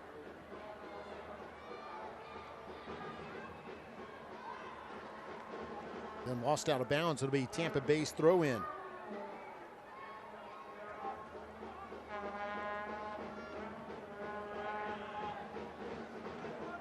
Tampa Bay's offense was a bit anemic in the first half. Really coming alive here in the second half. We saw their first shot on net just a moment ago by Ekra. And now trying to build up here in the 61st minute. First ever meeting between these two clubs, and it's been a good one. Foul there by Benitez, and a free kick awarded to Tampa Bay. 7th whistle against the Toros. There have been 6 on Tampa Bay.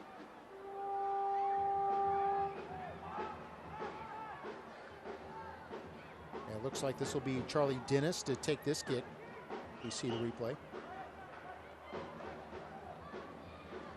Dennis, 27 years old, from England, one of 2 English players on the team.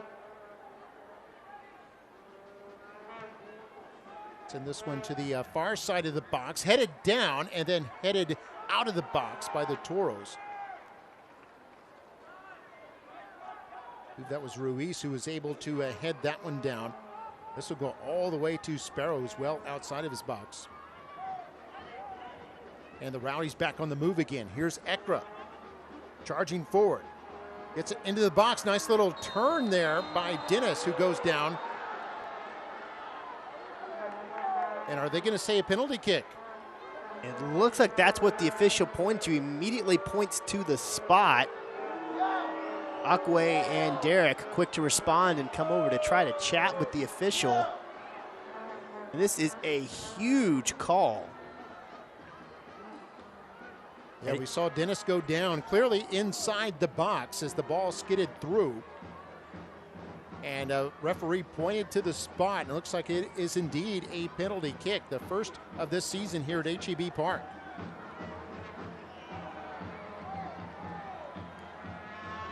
It looks like it might have been Benitez that tripped up Dennis. You saw Derek's reaction there at the end of the replay. And this will be Dennis, who has 3 goals this season, to take the penalty. Derek trying to make himself big. Crowd really getting into it. Could hear some booing a moment ago when they first realized it was going to be a penalty awarded to the visiting team. And here's Dennis. It's a goal! Goal for Tampa Bay. High under the bar as Derek dived to his right side, and the Rowdies are in front 1-0. Phenomenal penalty kick there. You couldn't have placed that much better.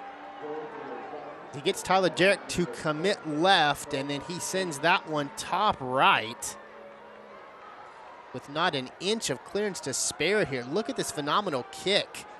Tucks that in right under the crossbar. Tampa Bay now have themselves poised for 3 big points after being dominated in the first half. We go into the half scoreless, and Tampa Bay takes a nice opportunity there on the penalty kick to put themselves up 1-0. Yeah, it's just the second shot on net for Tampa Bay compared to 6 for the Toros. But it's Tampa Bay with the 1-0 lead here as we approach the halfway point of the second half.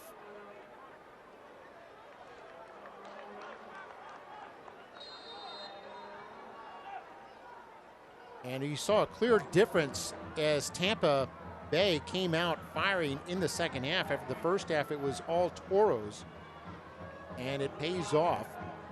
They end up winning the penalty, and then Dennis, who picked up the penalty, actually takes the kick himself for his 4th goal this season. That'll tie him with Williams for the team lead. It's an intercept here by Spalding. Spalding will kick it out of play, although I think there's a free kick being awarded here to the Rowdies. You can see Guillen is shaken up.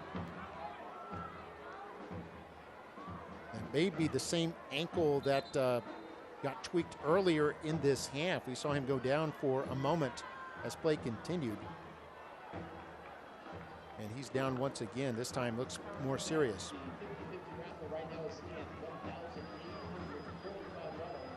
Remember, coming into the second half, Tampa Bay made that substitution. They brought Jennings in, moving to the 3-4-3 from the 4-4-2. That extra offensive player gives you another strike. It gives you another target on the offensive end. And it's worked major benefits for Charlie Dennis as he found himself with two pretty good opportunities in the last 3 minutes of play. One of those ends up being a foul in the box and gives him that penalty kick opportunity that he took advantage of. Nice adjustments to open the second half here for Tampa Bay. Give a lot of credit to their coaching staff and Neil Collins. They saw their defense was doing well against the best that Rio Grande Valley had to offer. So they say, well, let's tweak it a little bit. Let's get some offense out there, see if we can get the breakthrough. And they've got it now with the 1-0 lead. Yeah, that's had 6 players forward for the most part in the first half and changed it to 7. And that's given them this lead here. We're halfway through the second half. And we'll see if the Toros try to turn up the heat on the offensive end for them here with about 23 minutes left. Dennis, the goal scorer, fires it all the way to the left side. Picked up there by Harris, now finds Ekra. Ekra draws some attention. Feeds Doherty. Now Harris once more. And Tampa Bay content to just play keep away at the moment.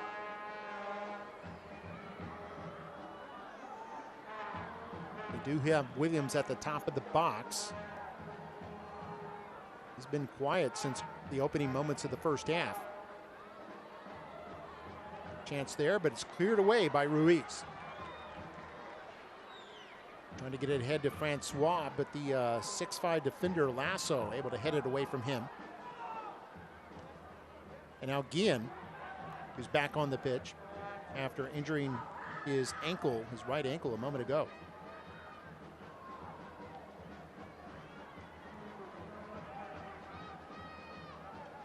Now Williams, a little give and go there along the right side. Goes into Williams now, into the box. They'll center the ball for Dennis, a shot save made. The rebound kicked away, and then it goes out of play. Another golden opportunity there for the Tampa Bay Rowdies, but the Toros able to hold on. Substitution coming now for Rio Grande Valley. Cristiano Francois will come out. Frank Lopez will come in to make the replacement. Lopez, a very dynamic forward. Yeah, Frank Lopez, definitely a creator. We see this replay again. Dennis very nearly has his second goal of the match, and he's back in the challenge again.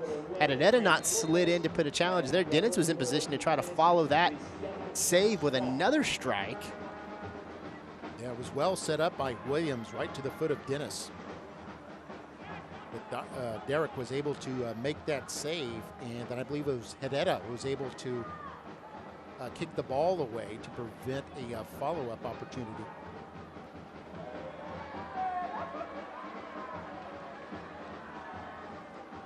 Had 3 shots on goal now here in the second half after none in the first half for Tampa Bay.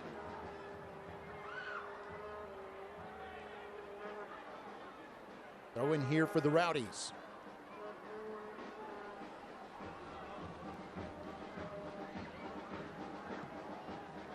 Kicked up in the air by Hedetta.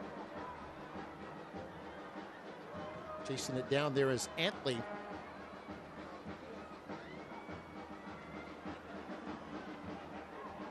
Now Doherty takes it away from Davila. And punches it ahead, and Derek is right there to chest that one down. They were trying to get it to Williams. And it put Derek in kind of a pickle there as he could not afford to wait for the ball to come toward him in the box. So he steps forward and uses his chest to get that away from Williams. We can have a free kick here, or I believe a offside flag may have gone up against the Toros.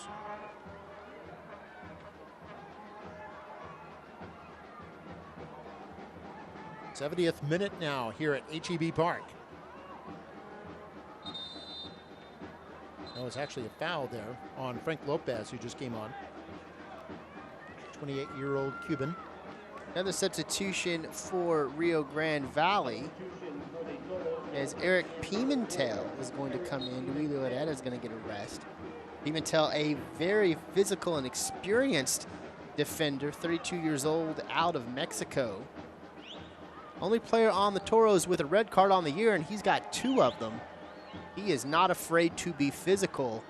There are no easy goals to be found when Eric Pimentel's on that back line. A lot of experience, 32 years old. Played in Liga Mexico for a number of years, won championships down there. Brings a lot of veteran experience and a lot of aggression on that back line for Rio Grande Valley. Chance here brewing for Tampa Bay. They send it inside, intended for Dennis, kicked away from him by Akwe. And now a chance here for the Toros. They have 2 against 3. Defender falls down, it's 2-on-2. A soft shot toward the Tampa Bay goal and saved there by Sparrow. Wilmer Andres Cabrera in a foot race. He ends up coming out ahead after his defender takes a tumble. But that little bit of a skirmish for the ball before the defender goes down slows Cabrera down enough to allow the Tampa Bay defense to get back. He makes the most of what he can with that strike, but just could not get enough on it. And you see Spalding, Spalding pushed down there. Spalding tried to keep it from going out. It was ruled out for a goal kick. Akwe is going to get a yellow here. I think he's probably fortunate that ended up being a red. Yeah, he did push Spalding there, but Spalding did sell it a bit. We'll see it here. Yeah, pushed him on his chest. And there wasn't any need for that in that situation. It's not as if they were fighting for the ball. There had already been a foul called there. Spalding was just kind of slowing the ball down and getting reset before Akwe comes over and gives him chest compressions while still standing up.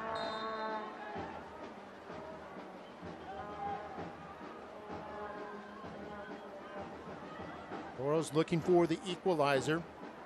They've generated a lot of offense tonight, but unable to put one past Sparrow, who has 7 saves in the game, giving him 300 in his career in the USL Championship. Here's Coronado. Coronado with space to work with. Lateral pass popped up in the air, trying to get it to Ruiz, then headed down by Lasso, and back come the Rowdies. Long ball ahead for Derek. Derek again forced to come out and play that. As Jennings was on top of it for Tampa Bay. And here's Akwe running forward into space. Trying to draw some defenders over so he can send it to the open man, Coronado. Cross into the box is headed out. Once again, that's by Lasso. The Toros regroup here in the 74th minute. They've only lost once at home all season, the Toros. Here's Ruiz, edge of the box, finds Ritondale. He'll cross it, and it's headed out there by Lasso once more. Shot from distance is blocked in front. That's also Lasso. Cabezas with the shot attempt, and Sparrow comes out to grab this one. Lasso been a one-man wrecking crew on that back line here for Tampa Bay in the second half.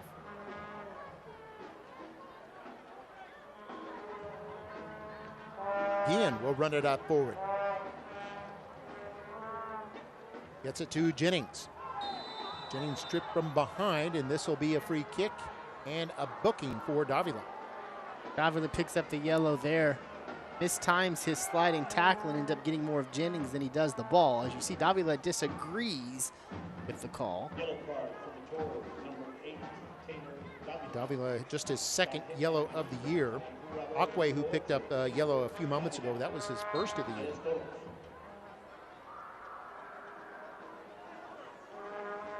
Well, this is Guillen standing over it.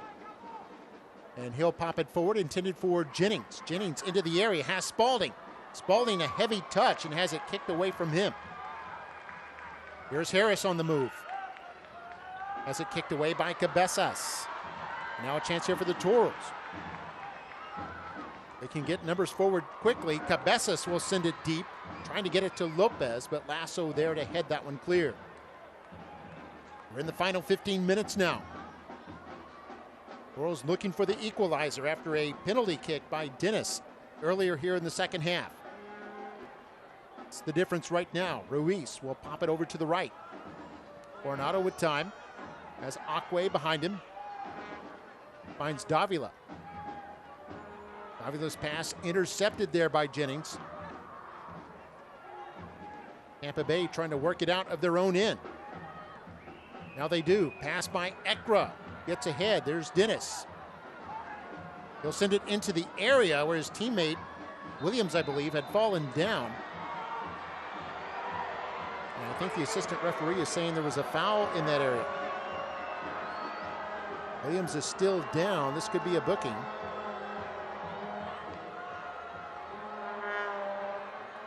It's going to be on Benitez. See, Benitez disagrees with that. That's his second yellow card this year. That's 3 yellows in the span of about 3 minutes for Rio Grande Valley. Perhaps a little bit of frustration spilling out after going down 1-0 on that penalty. Yeah, 7 fouls called, Brian, in the second half on the Toros. None on Tampa Bay. Played a much cleaner second half here. And there you see it again, as Williams was already down by the time Dennis sent his cross. I'm not sure even where the foul occurs there. There's a little bit of contact between Benitez and Williams there, the top right of your screen, but nothing too aggressive there. It doesn't seem like anything more than just incidental contact. 2 guys fighting for position.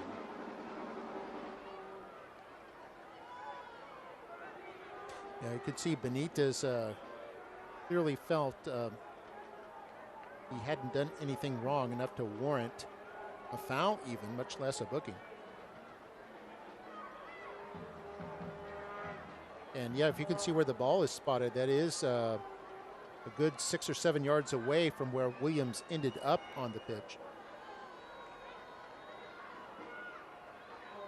Williams up and about now, so this is about 25 yards out. Here's Dennis. Shot blocked by the wall. Goes back to the foot of Dennis. And then Cabezas knocks it forward. It goes out of play, and Tampa Bay will have a throw in here in the 78th minute.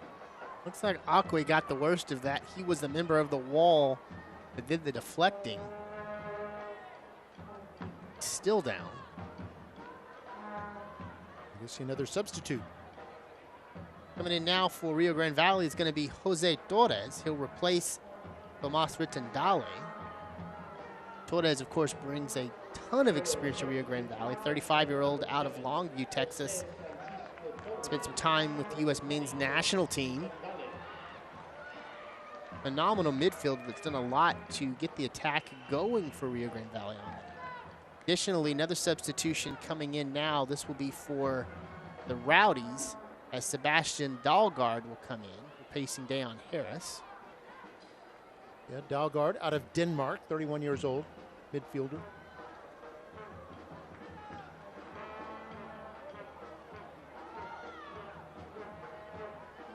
Substitution for the Rowdies.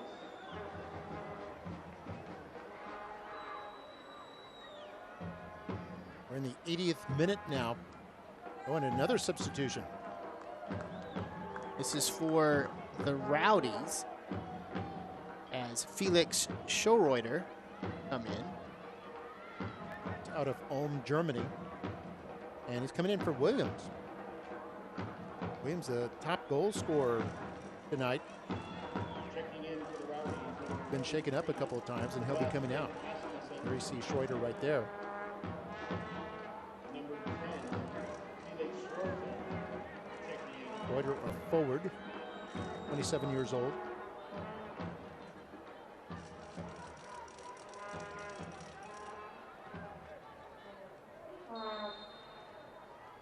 And I think the referee said, play on now.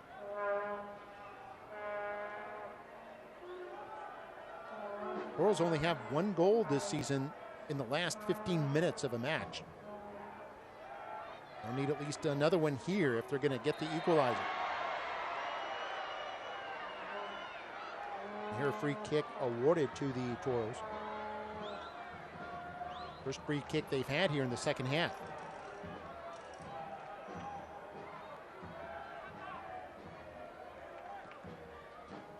Acque to the right, intended for Coronado. A little give and go there with Davila. It's Coronado. Has 2 markers on him, goes off Spalding. Toros will have the throw in.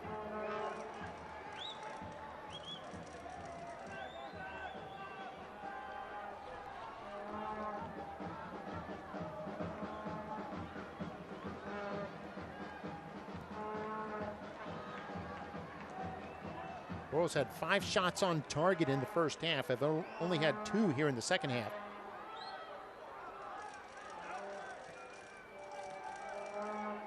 Got 7 for the game. Tampa Bay has 3. All 3 in this second half, including the penalty kick back in the 64th minute. That's the difference right now. Through ball played by Guillen, and Sparrow will send that one clear.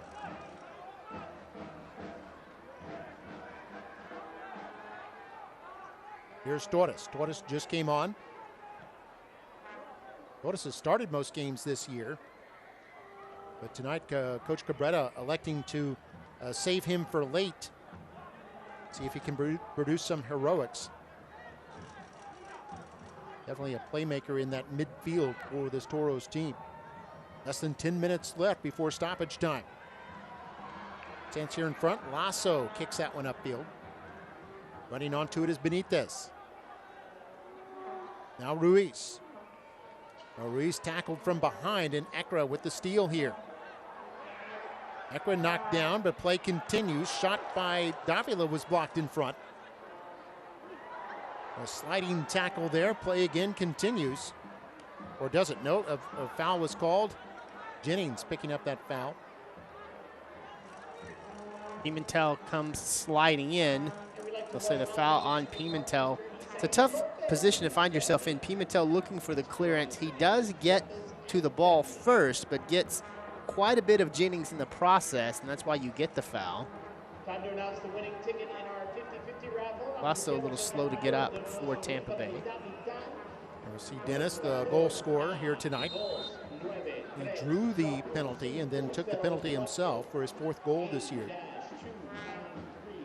He also scored last week in that win over Detroit City.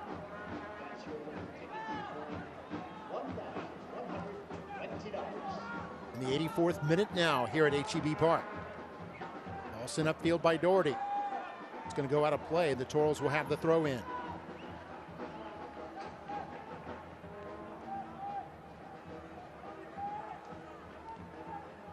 Benitez putting it forward to the foot of Cabrera. Now Ruiz with it. He'll find Torres.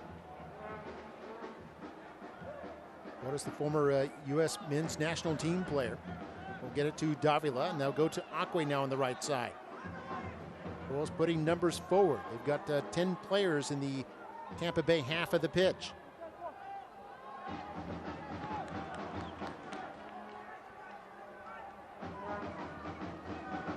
Coronado will play this back to Pimentel.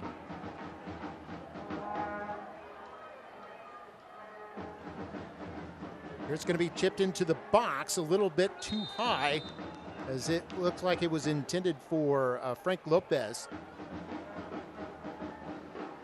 And they'll say Lopez was offside. And now Sparrow can take his time to put that one back in play. Less than 6 minutes left in regulation. We'll have some stoppage time added very likely. Long kick here by Sparrow. Goes to Dennis. Dennis with that powerful left foot will send it inside. Chested down by Doherty. He'll let it go from distance, and Derek is there for that save. Derek with his 3rd save tonight. The only one that got by him was the penalty kick by Dennis. Dennis has it kicked away from him right now. And Tampa Bay plays this all the way back to Sparrow. Tampa Bay really stretching out the pitch right now, forcing the Toros to use up vital energy, chasing down that ball. Here's Doherty racing up the pitch. Sends it ahead to Spalding, who's unmarked. Spalding into the air, sends it into Dennis, a shot, and it's a goal! Tampa Bay in front now by 2. Just methodical attack there for Tampa Bay. They had been challenging, they'd been working, and as we said, you put something in the box, and bouncing balls in the box find a way of reaching their goal. That one slipped through the Dennis. Dennis has a really good angle. In fact, I believe Tyler Derrick is slightly shielded on this. He doesn't see the attack until it's already right on top of him. It slips right in. Tampa Bay now up 2-0. Both of those goals credited to Charlie Dennis. He now takes over the scoring lead by himself for Tampa Bay. With the brace tonight, he's got 5 goals on the season. Of course, had a goal last week, and so he's been really helping out that offensive production in the last couple of weekends. And now 2-0 for Tampa Bay, and they might have locked up the 3 points here tonight. But that was an excellent setup there by Spalding. Spalding with his 3rd assist in only his 5th game with Tampa Bay. After he was here on loan from the MLS side, New England Revolution. So Tampa Bay in the first half bent but didn't break. And then the payoff comes in the second half as they've had 2 goals here by Dennis. One a penalty and one in open play. They now lead 2-0. If it ends up being a Tampa Bay victory, I'm sure the Toros will feel disappointed after a lot of offense they were able to produce tonight in terms of attempts at the net, but weren't able to get anything past Sparrow. At least not yet. Davila sends it ahead to Lopez. Lopez slips down. Play continues. Fans wanted a foul there, but it looked like Lopez had slipped. There's Dennis with it. Dennis is fouled from behind by Cabezas. And Cabezas still upset about the no call against Lopez just a few seconds ago. Now Lopez will come over to argue.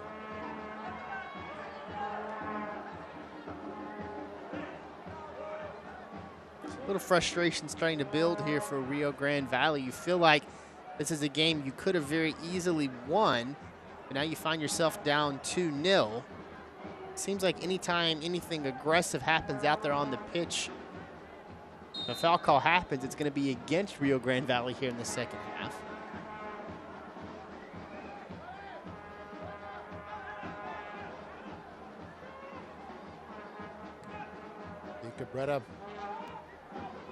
Coach Cabrera, I'm sure you can see the concern on his face as Jennings able to work his way around, moves in on Derrick, and he scores! Gets it into the short side, and Cal Jennings, a second half sub, has put Tampa Bay up by 3. Well, the offense has just been pouring in for the Rowdies. They got rowdy here in the second half. And after lying back on their defensive heels the whole first half and allowing Rio Grande Valley to be the challenger, the Rowdies came out and said, we are going to make this our match in the second half, and they have been scoring and scoring and scoring. And I think this might be a yellow card to Coach Cabrera. Yes, it is on him. And again, like you said, Brian, just the frustrations coming out. The Toros had played very well up until the last few minutes here. It was a well-placed goal there by Jennings, who's able to fight his way around the marker, move in on Derrick, and then beat him to the near post for his second goal this season. This is the second straight home game for Rio Grande Valley where very late in the second half or in stoppage time, your defense has just been absolutely challenged by your opponent. And you've given up now 5 goals in the final 7 minutes of play in each of your last 2 home matches. Yeah, for the Toros, they've now given up 15 goals this season, Brian, and 7 have come in the last 15 minutes of play, regulation. Play such phenomenal defense for an entire match, and then those final moments have really been critically against Rio Grande Valley in their last 2 home matches. So we're now past full time into stoppage time. We'll see how much time is added on. A shot there off the post, and a rebound attempt that went to Lopez's foot is kicked away. Actually, from Coronado, it's kicked away, but a shot off the post. There's the Toros nearly get one on the board. There's Coronado there, who had the second opportunity after the shot off the post. Ryan Spalding is going to come out for Tampa Bay. He'll be replaced by Tate Johnson, 5'7", 141-pound 17-year-old out of Tampa.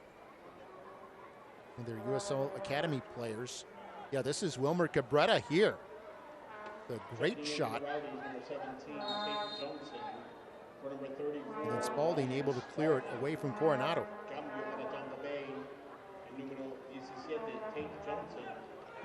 That would have at least given the Toros some production that they could be happy with, at least going forward.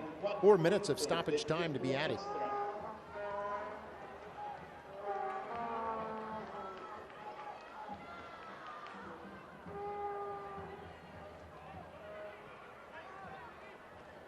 Here's Cabezas, the team captain. Trying to send this in for Coronado. It's kicked away from him. Actually for Lopez, who was kicked away. Ekra able to get control now. And Tampa Bay will push it forward. It may not be done yet. This is a man who just came on, Dalgard. And he's dispossessed near the inline. And back come the Toro. Cabrera outside. Deep pass intended for Frank Lopez. Lopez had 7 goals for the Toros last year to tie for the team lead. Still looking for his first one this season. That goes out of play, and this will be a throw in for the Rowdies. Been all Rowdies here in the second half after a scoreless first half that was dominated by Rio Grande Valley. 2 goals by Dennis and 1 by Jennings.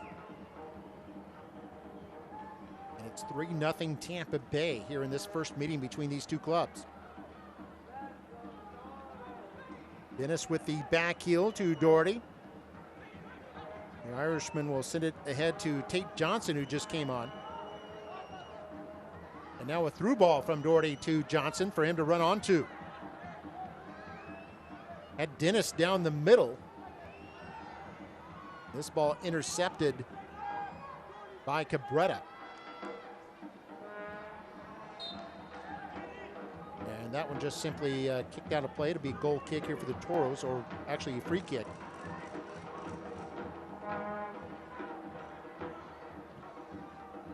The final minute of stoppage time now. 3-0 our score. Here's Lopez. Hacking from the right inside, intended for Cabrera. Cabrera may not have seen it as he did not react. Steal right on the edge by Torres. Goes to Cabrera. Shot blocked in front. Be about 30 seconds left here.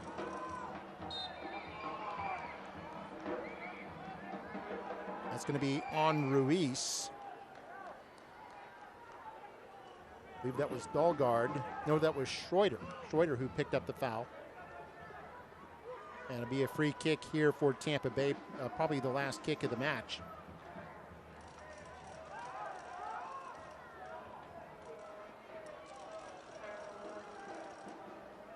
We're past 4 minutes now, and there's the whistle, and we are done. And it's Tampa Bay Rowdies picking up the 3 points here tonight.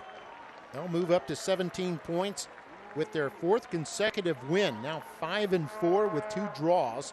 That man Dennis with the brace tonight. And who's going to be our man of the match? I think you got to give it to Dennis with that brace. Had a huge penalty kick to give the Rowdies the 1-0 lead. Came back and got that insurance goal. About 10 minutes of gameplay later, he was phenomenal in the second half. And the key to what made the Rowdies so great was just the aggressiveness of Charlie Dennis, and his ability to break through here against Rio Grande Valley on the road. Well, we've got to look at some highlights to show you in just a moment. We're going to take a break and be right back. Right now, you're watching USL Championship Soccer on ESPN+. At HEB, we're inspired by Mexico. The colors, the flavors, and aromas. And we want to share them with you. So we created the HEB Mi Tienda family of products with authentic Mexican flavors.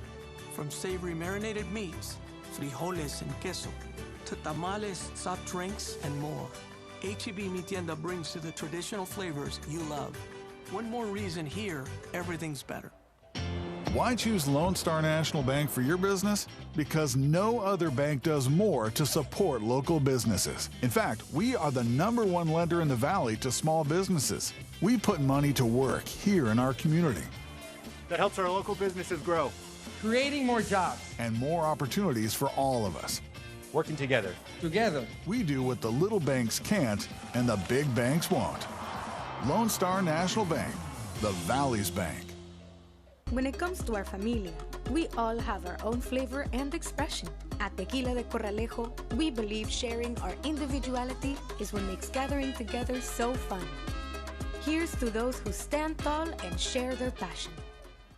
Espinos Tires on FAR 83 has been serving the Valley for over 30 years. We offer a wide assortment of tires, wheels, and auto parts. Let us build your dream vehicle with only $49 down. No credit required. Did you know when you bank with Lone Star National Bank, you're investing in your community? By creating jobs that stimulate our local economy, creating success that we share with our community. In fact, Lone Star National Bank donates more money and more volunteers to more causes than all other area banks combined. We do what the little banks can't, and the big banks won't. Lone Star National Bank, the Valley's bank. 3-0 the final here at HEB Park. Brian, take us through the highlights. First half was all Rio Grande Valley. They showed themselves to be quite potent. You see Ricky Ruiz just barely misses left. Sparrow does a nice job of breaking that one up. Tyler Derrick in the second half comes out and remains aggressive, trying to hold Tampa Bay off, but you can't hold them off forever. Ekra takes a pretty good strike here. Derrick sticks have to break it away. Here's that opening goal. Charlie Dennis on the penalty kick. Flips that one top right. That'll put Tampa Bay up 1-0 from there. The Rowdies were just rolling on offense. See, Charlie, a lot of congratulations from his teammates there, Charlie Dennis.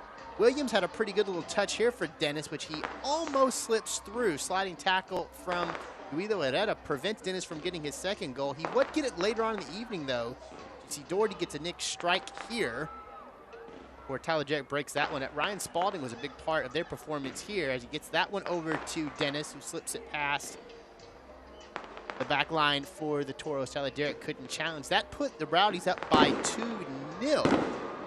Dennis gets his brace, hugs all around, and then look here, Jennings comes up very late in this one, slips that by Tyler Derrick. That puts the Rowdies up 3-0, and that will conclude our scoring as Tampa Bay has a great performance here. Wilmar Andres Cabrera very late, nearly gets one in for Rio Grande Valley off the upright, where Spalding clears that one away.